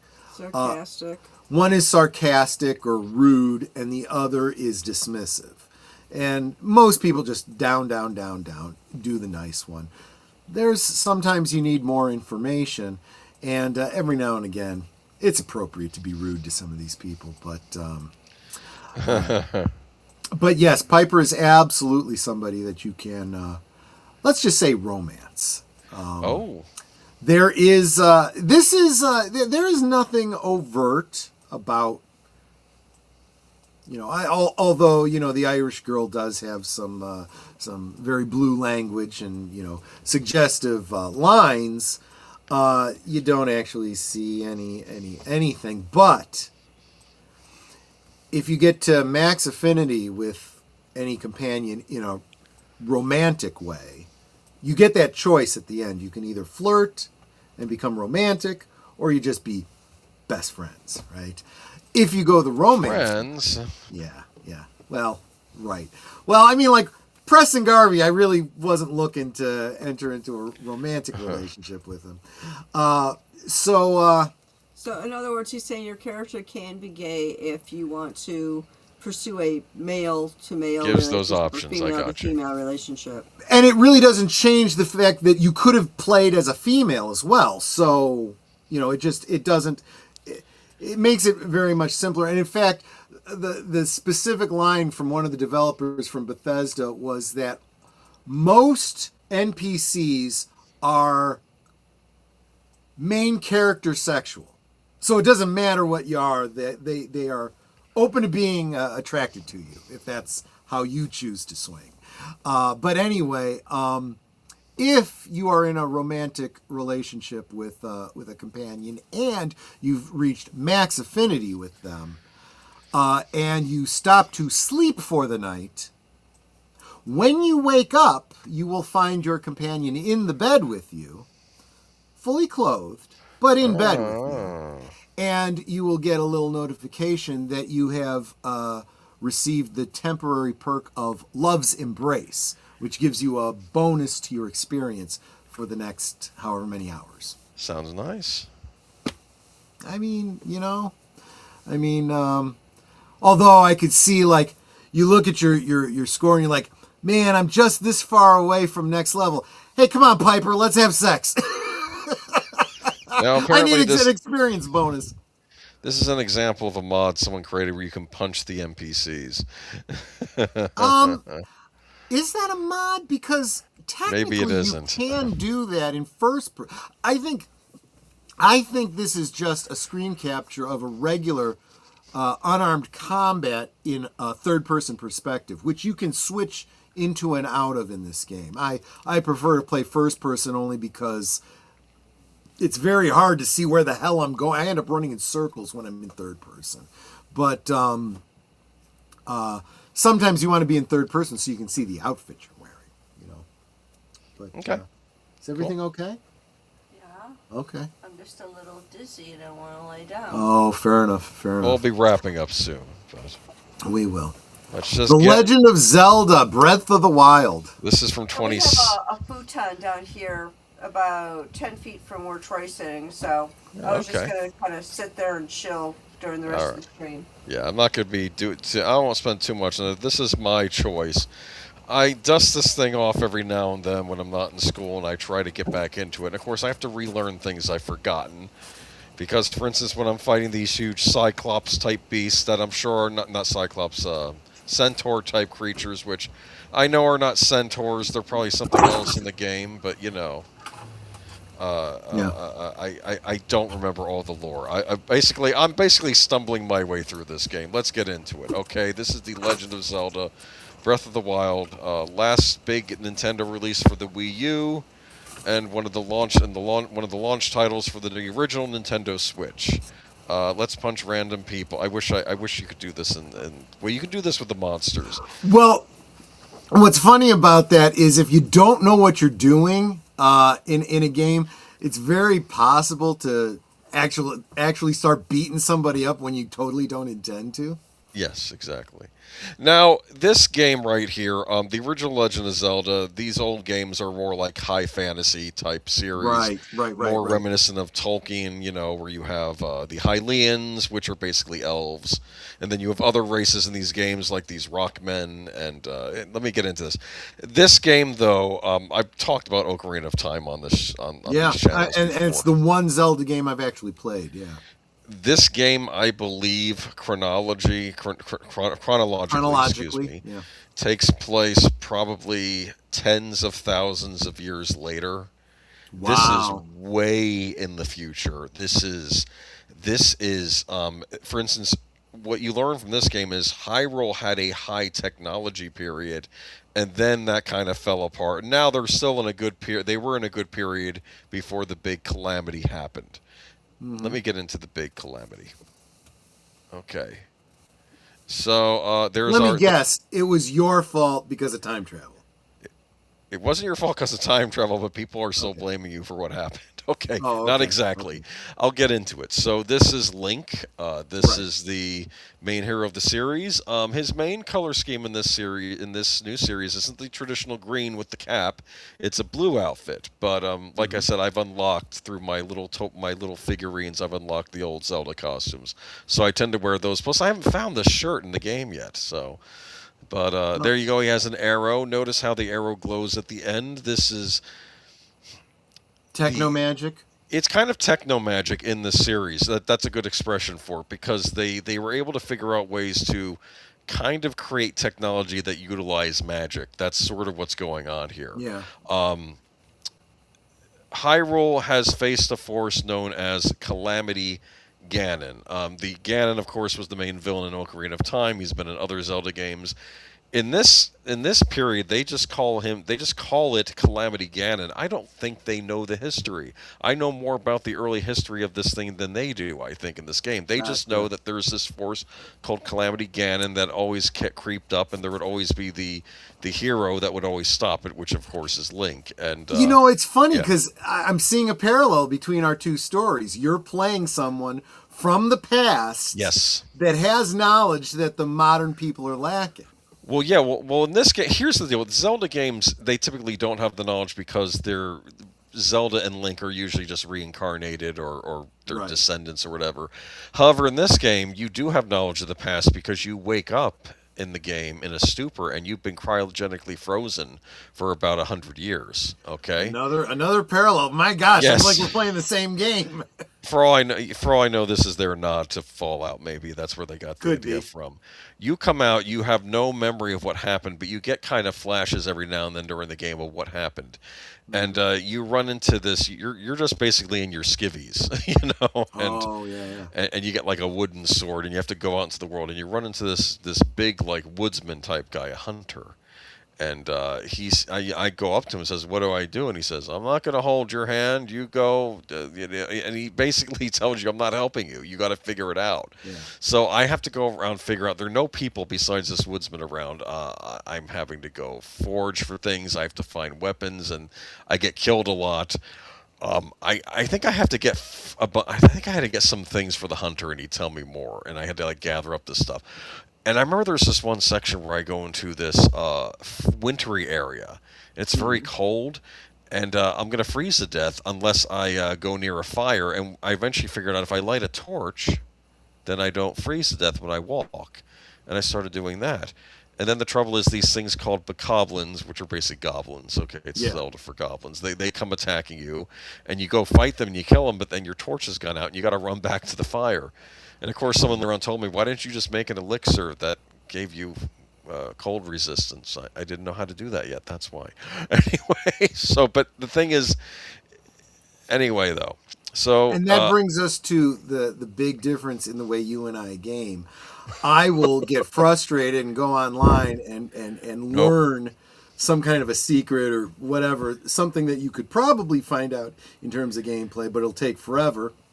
And you're like, nope, I got to find it all out on my own until someone finally tells you. And I should start doing that. Well, someone explained to me how I was stuck in this one big dungeon area, and I'm like, I don't know how to get through it. And he says, you know, that dress map... and drag. Yeah. Well, no, that's another thing. I haven't found that outfit yet. Michael was telling me this, but I haven't gone to one village yet, which I don't remember where it was.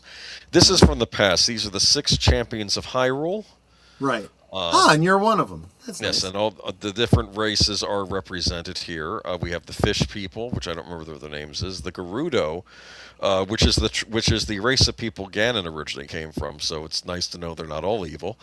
You have the bird guy, the stone, the guy that lives up the stone mountain. There's Princess Zelda reincarnated and Link reincarnated, and they decide to go on a crusade because basically the King of Hyrule read a prophecy that foretold Calamity Ganon was going to come back.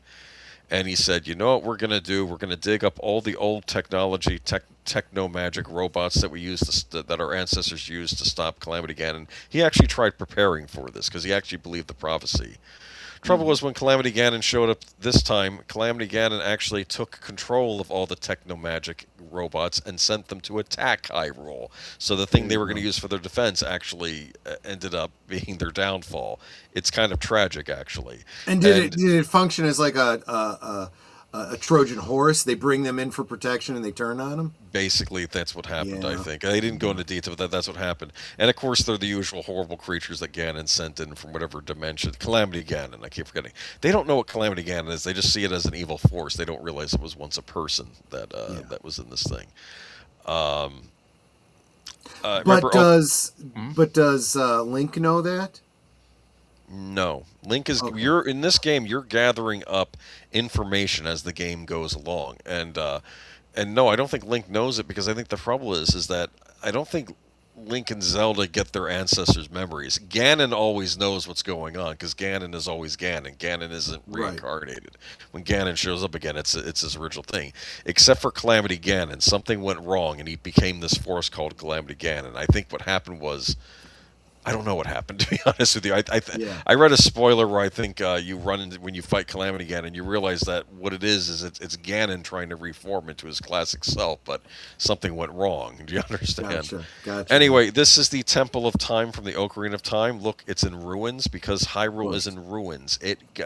Link and the champions failed. They failed to save Hyrule.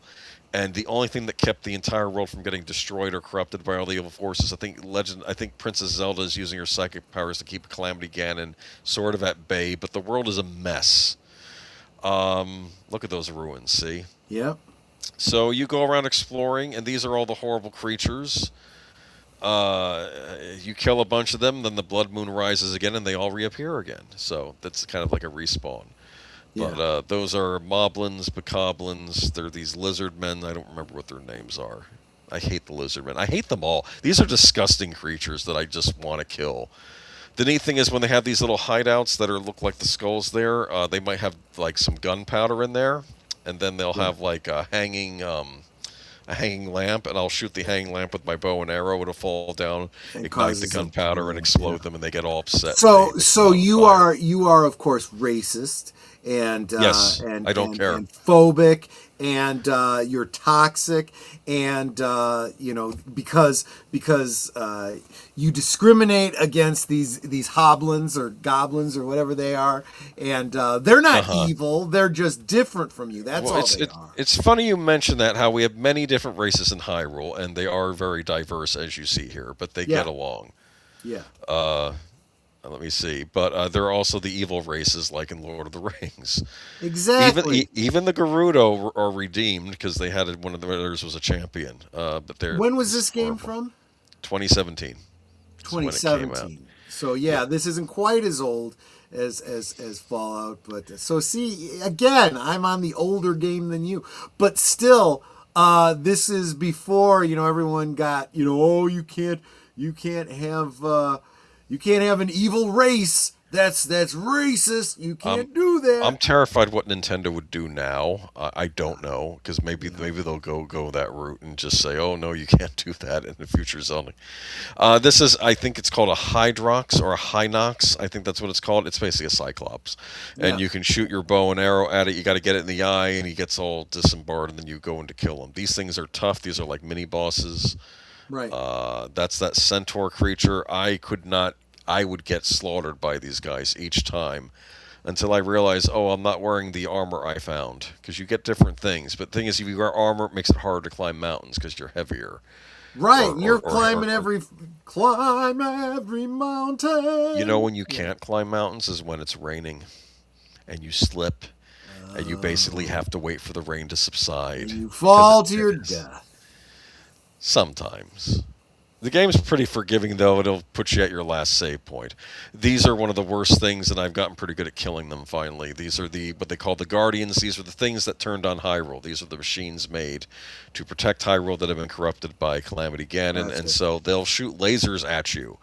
So it's kind of weird that I've often wondered, like in these rich fantasy worlds, if they had just progressed like we had in our own period away from the medieval period, what would they become? And I think they might have become something like this, where they figured out a way to make a sort of techno magic, and have these creatures like this. And it's like they're shooting laser beams at you, basically. Okay, but yeah.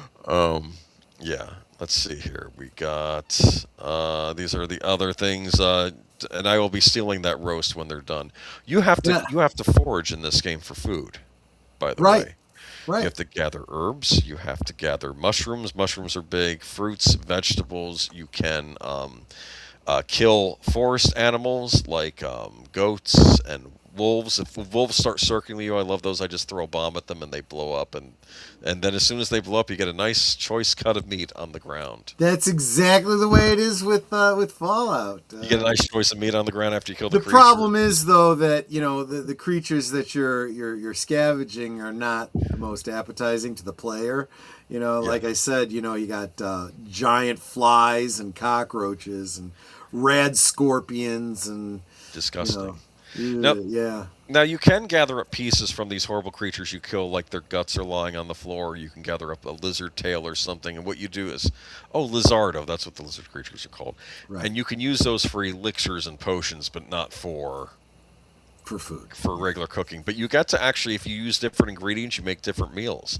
Like you can make like rice balls or like steamed fish or different things, and you do it over a pot on an open flame, and you get to see them. Link does this. He doesn't speak in the game, but he has mannerisms, and he goes, like he's cooking or something. It's kind of fun. I don't know, but I know that I'm trying to destroy the 4 major guardians because, of course, in addition to the little guardians, there are big ones that were taken over. In fact, one was affecting the fish people. It was one that looked like an elephant, like it was doing something through their water, which they need to survive. So when you actually get rid of the evil corrupting it, it actually fixes it, and then you can, it's no longer a threat. It's something that can be of use to Hyrule. Same goes for these dragons you find flying in the air. They're like the Chinese dragons, and they're kind of menacing. But once you get rid of the corrupting force on them, then they become the majestic creatures they're supposed to be. There you go. It's actually fair to a lot of the races here, except for these horrible things that have come from outside. Always the outsiders. Yes. Oh no, we're racist again. Okay, Xenophobe. Yes. So this game doesn't really have dungeons in the classic sense of Zelda. It has what's known as shrines. You go into a shrine and you have to solve a puzzle or fight an intense enemy, usually one of these weird robotic machines. When you're done, you're going to get a special orb. If you get 4 orbs, you can get more stamina or get an extra heart. And it's kind of neat. They're like mini dungeons. Yeah. I would argue though that inside those big beasts, I think those are like dungeons of the Zelda of old. It's weird. It's a very strange game. It's a huge world. It's a huge map. I finally lit all of the things, or I got all the I want to call them relay towers on hand, but that's not what they are, even though that's what they were in the Spider-Man game. It's the same principle where you're getting the towers working, and then you get to see more of the map. Do you understand? So now the whole continent is basically open. So now I see where everything is now. But that's an example of one of the things you'll fight in one of these shrines. See, it's a big mechanical thing with like swords and shields and, but that's okay. You get plenty of weapons at your disposal. I use many different types of arrows. I have bomb arrows. I have electricity arrows. I shoot at this thing. Looks like the Master Dalek. That's kind of what they remind me a little bit of. I'm also getting senses of like War of the Worlds because they have these weird tripod type right, legs and stuff. Yeah. But yeah, and when you defeat the enemy, you go up there and you get your prize from some old mystic mummy guy, and then when you get the thing, he just vanishes. Because I guess he dies. There's a lot of death surrounding this game, even though it is a beautiful looking game. Those are fairies you can encounter. Wow, they got big fairies. She's rather large and in charge, and what's funny is what she can do is she can enhance your armor, and when she does that, it almost looks like she's going to kiss you, and Link goes, like he's uncomfortable. But no, you learn more about this world from the NPCs. So like when I ran into the fish people, you realize that they do not like you. They say you were responsible for the death of our princess 100 years ago. You don't remember because these creatures live longer than some of the other races. Right. And even though the prince doesn't blame you, he says, she was my sister. She made her own choices, and I don't blame you for her death. But you had to kind of win those people over because they blamed you for the death because they said, oh, she followed you in that crusade and she died as a result. But then I'll tell you, it's kind of hard to defend yourself when you can't remember. You get flashbacks, though. When people start talking to you, you got flashbacks. For instance, I think the fish princess was a little sweet on you. I don't know how that was going to work, though, biologically speaking. But anyway. There's a long history of fish creatures and humans, And just so you know, there is no, despite what the old Zelda cartoon that was on Friday afternoons used to say, there is no romance between Princess Zelda and Link. That's not their relationship. Right. It's more like he's the knight and she's the royalty, and that's how it is. Now, I do think that Link, you always get the idea there are other women NPCs in the game that Link probably gets together with after the game is over, because obviously the bloodline has to continue somehow, right? Exactly. That's the king of Hyrule. He's the one that the hunter turned out to be, and after he tells you the sad story about Hyrule fell and what you have to do, then he kind of vanishes like a ghost. Wow. It's like he was a ghost staying behind to tell you, warn you what was going on, and then he disappeared. But, you run into NPCs in this game in various towns, and that's the flower lady. Let me guess, lady. this character has a really, really deep timbered voice. No. So here's the deal. Dialogue is sparse in these games. Like you'll see, like they'll do things like that. In the cutscenes, you do hear dialogue, though. Like Princess Zelda will talk to you if she's relaying something to you. Or I think the King of Hyrule spoke to you. You heard his voice. So, because Nintendo has been very weird about voice acting. They're getting better about it as the games have gone on. Link is still voiceless. You don't hear him say anything. Arg, no. This is the flower lady. She gets very upset if you trample on her flowers that are outside this one shrine. Because I want to get whatever is glowing over there, the weird thistle. And if I step on her flowers, she screams, Arg, no. And if you do it too many times, the screen goes dark and you hear her beating you up, and then you wake up with bruises. Wow. And this is my thought. The world is about to come to an end if I don't stop this evil force, and you're bugging me over some squashed flowers. Maybe you gotta be more respectful of her flowers if you want to save the world today. Maybe I need to kill her and I've tried. I've Wow. tried several times. It's not like Fallout where I get to do what I want. Oh, okay, yeah. She'd be dead. Anyway, though, I did want to end this, though. I'm not going to spend too much more time on this, but it's a massive game. There's a lot to do. But I know a lot of Zelda fans. Some did not like the move to open world. They don't like the fact that you have weapons that break on you, and then you have to get more weapons. I get more weapons by using my plastic amiibos as a cheat to get better stuff. That's how Nintendo does their DLC. They'll have you buy a plastic figurine that you can use once a day. Gotcha. But this is the original Legend of Zelda, and much like Breath of the Wild, there isn't a set path to go. You could go to any dungeon. I mean, people sometimes follow a set path, but there really wasn't a set path, and it's kind of a tough game for back in the day. And I think Breath of the Wild is really channeling this old Zelda game because this is kind of taking place in a ruined Hyrule too. Yeah. This isn't the nice era that was linked to the past, where you knew where you knew your objectives, where you had to go, what you had to get, all these things. This is less linear, and I think that this is what Breath of the Wild was in a way sort of channeling. So That's many years interesting. later. So it's like doing a remake without doing a remake. It's kind of Yeah, drawing basically, inspiration from the past. That's good. That's good. And that's sort of what Zelda games do. Like I remember with Twilight Princess, where you went into the dark world. Like that was kind of a take on Link to the Past, where you went into a dark world too. Except in Twilight Princess, it was called the Twilight Realm, but it was like an alternative version of Hyrule in another dimension that was all dark and weird and stuff. I love how Yeah. so many franchises have to have that. Whether it's the Mirror Universe, Yep. the Upside Down, Yep.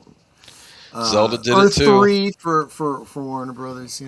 Zelda did it in '92, I think, or '91 with Link to the Past, where you think you beat the bad guy of the game, and then suddenly you're sent into another dimension, and you're in this other world where everything's topsy turvy. Anyway, but yeah, I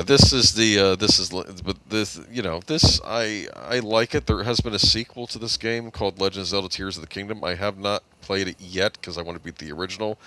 I know that there's a lot where you can do crafting wise. Apparently, you can make machines and things out of anything in the game, and I don't know if that changes up the gameplay or not. It might make it too easy or something, because maybe it makes it less hard, because you have to learn how to manage your resources. So I don't know. I've not played Tears of the Kingdom though. If anybody in the chat has, you can always let me know. But I will get to that if I ever beat Breath of the Wild, which I at least want to get through one of those big dungeons this summer before time's out. You gotta have your goals. I have to get through 4 of them before I can head off against the big bad, and not to mention the fact that, like with Fallout, there are a ton of little side quests to do. Yep. Where people say, "Can you go find my dog?" or "My son's been missing and he's in another part of the country" or something. And this is why I feel like whatever you've paid for this game, it more than you've gotten a good deal of entertainment. You spend. I mean, some of these games cost as much as going to the cinema. And the cinema, you watch it, it's done, it's over in 2 hours. Whereas this, you could get years of gameplay out of. I got a good deal on Breath of the Wild. I got it for $40 during a Christmas sale. Now, I've seen it for as low as $30, but Nintendo, they're famous for, in recent years, we'll never lower our prices, but no, wait for Black Friday sales. You'll get sales. Well, I was telling Netter that for Fallout 4, all of the DLC and whatnot was on sale. I think it was like $30-$35 for all of it. I'm like, that's an incredible deal. And then when you realize how much game time I've gotten out of it, that was an incredible deal. One of the best gaming deals I got was actually the Batman Arkham trilogy for Xbox, on sale I think for under $10. Came with all 3 of the games and all of the DLC.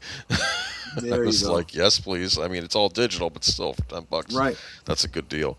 But yeah, and just one last thought though. This is the original Legend of Zelda. You know who made this, right? Nintendo? Yep, Nintendo, but Shigeru Miyamoto, the man who made Super Mario Brothers and Donkey Kong. He also made this game. Yes. That's right. Yeah. Okay. But that's it for now. That's all I had to say about Breath of the Wild. But I figured I'd tag my thing on at the end of your Fallout. But I know you've been... I don't know, man. One of these days you'll have to do a Let's Play of Fallout. I mean, maybe. Maybe after I've gone all the way through it, maybe I'll start over again. And maybe I'll do a Nora playthrough. There you go. Maybe with some mods. There you go. And she could romance the Lois Lane character. Oh, wait. No, never mind. That's right. That's absolutely right. Yeah, that could be. That could be. Cool beans. All right. And that was the last slide? That was the last slide. That's it. I figured I'd end with the classic. Just to explain that, in a way, I think it is carrying on the tradition set by the very first game. I think it's echoing it. So people who say, I don't like it, it's like, well, I think it's, you may not have liked the original Legend of Zelda on the NES, because I think it's channeling that. I'm telling you. I think it is. Yeah, so what it comes down to for me is, again, it ticks off all the boxes of The Sims with being able to build communities and, mod things and whatnot. Like I didn't even get into. I was talking about the Silver Shroud, where you get to play as the Silver Shroud and basically do a Batmanish type character.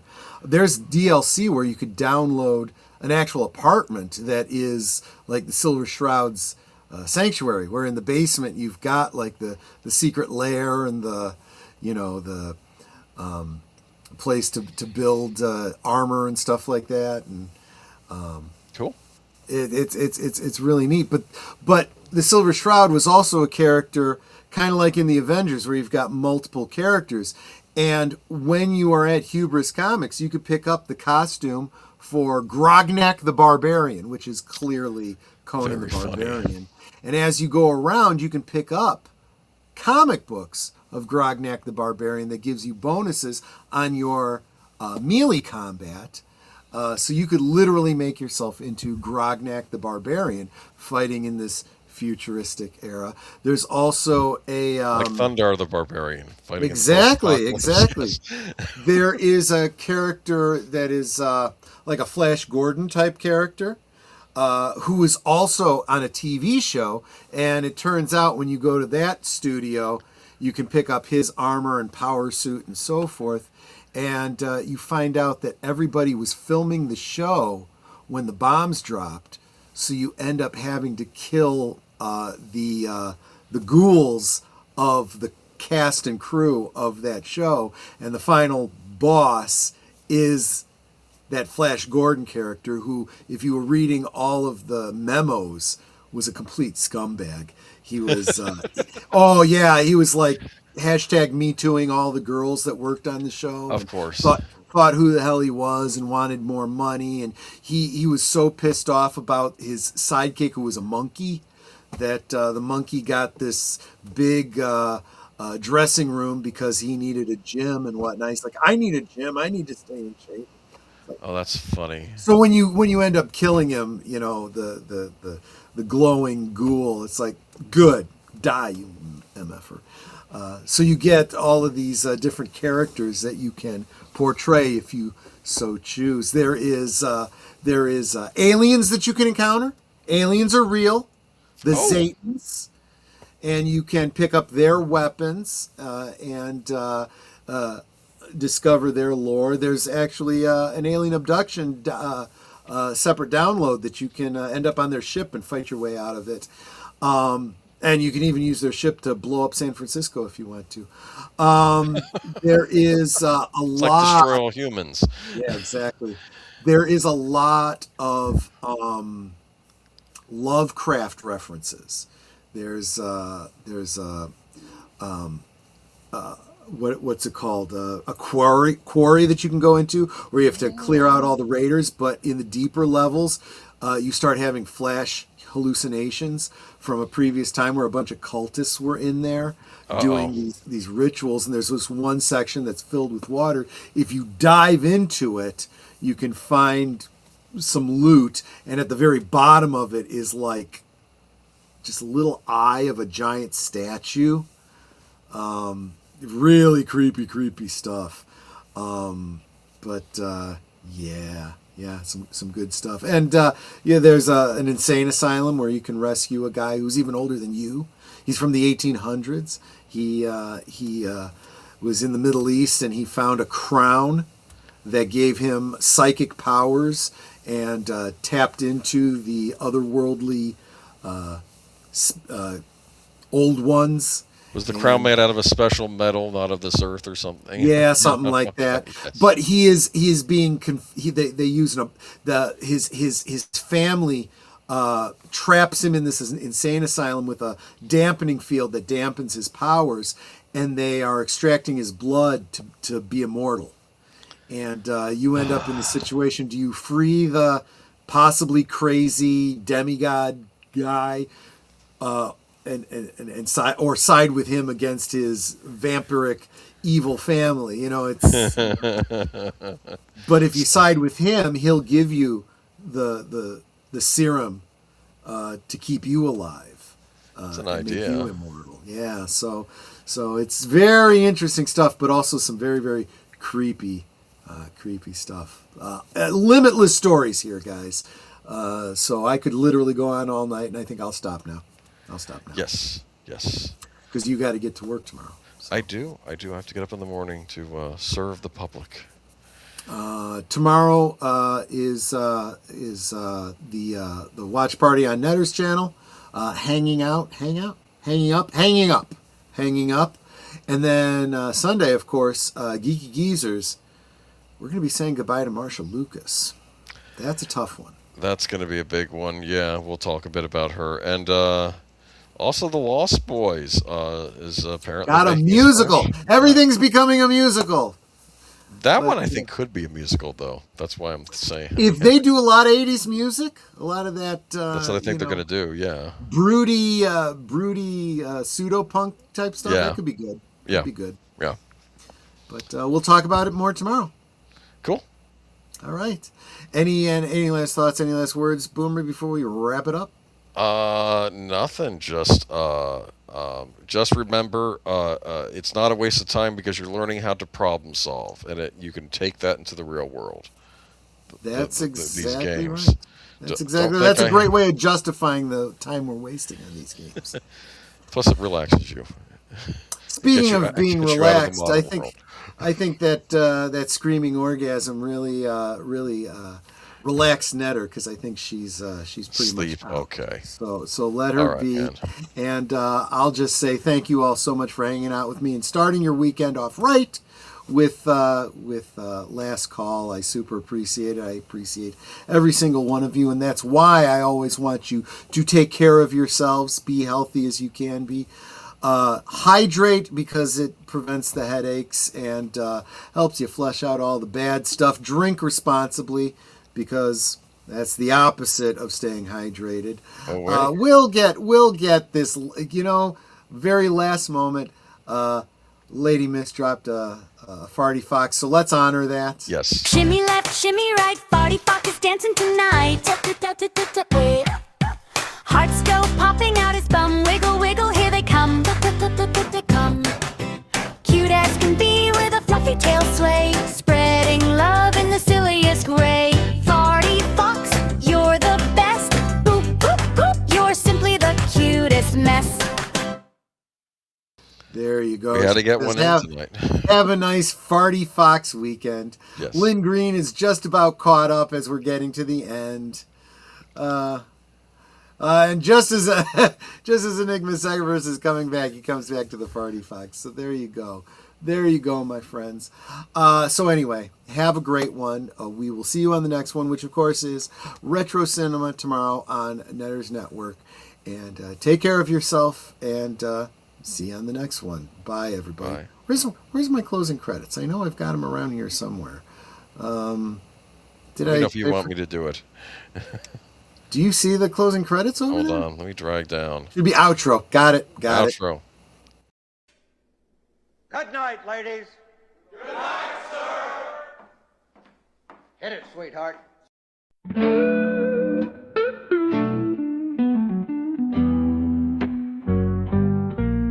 The neon lights are fading, closing time is near. Whispers in the corners, secrets shared sincere. The bartender's polishing the final glass. Time slips away like moving through the grass. Last call for alcohol, make your dreams come true. One more round, friends, from me and you. Let's toast to the night, to the stories we've spun. Here's to the laughter and to what's begun. The shadows are dancing as we linger still. Every clink of a glass, a memory to distill. Beneath this smoky haze, our feelings they unfurl. Astria whispers in this corner of the world.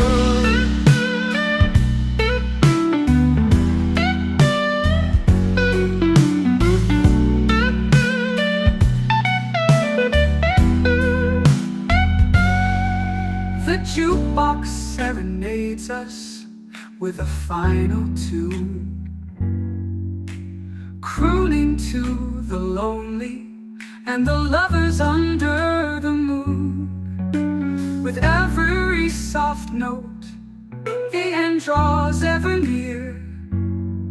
But in this fleeting moment, there's nothing to fear. Last call for alcohol, make your drink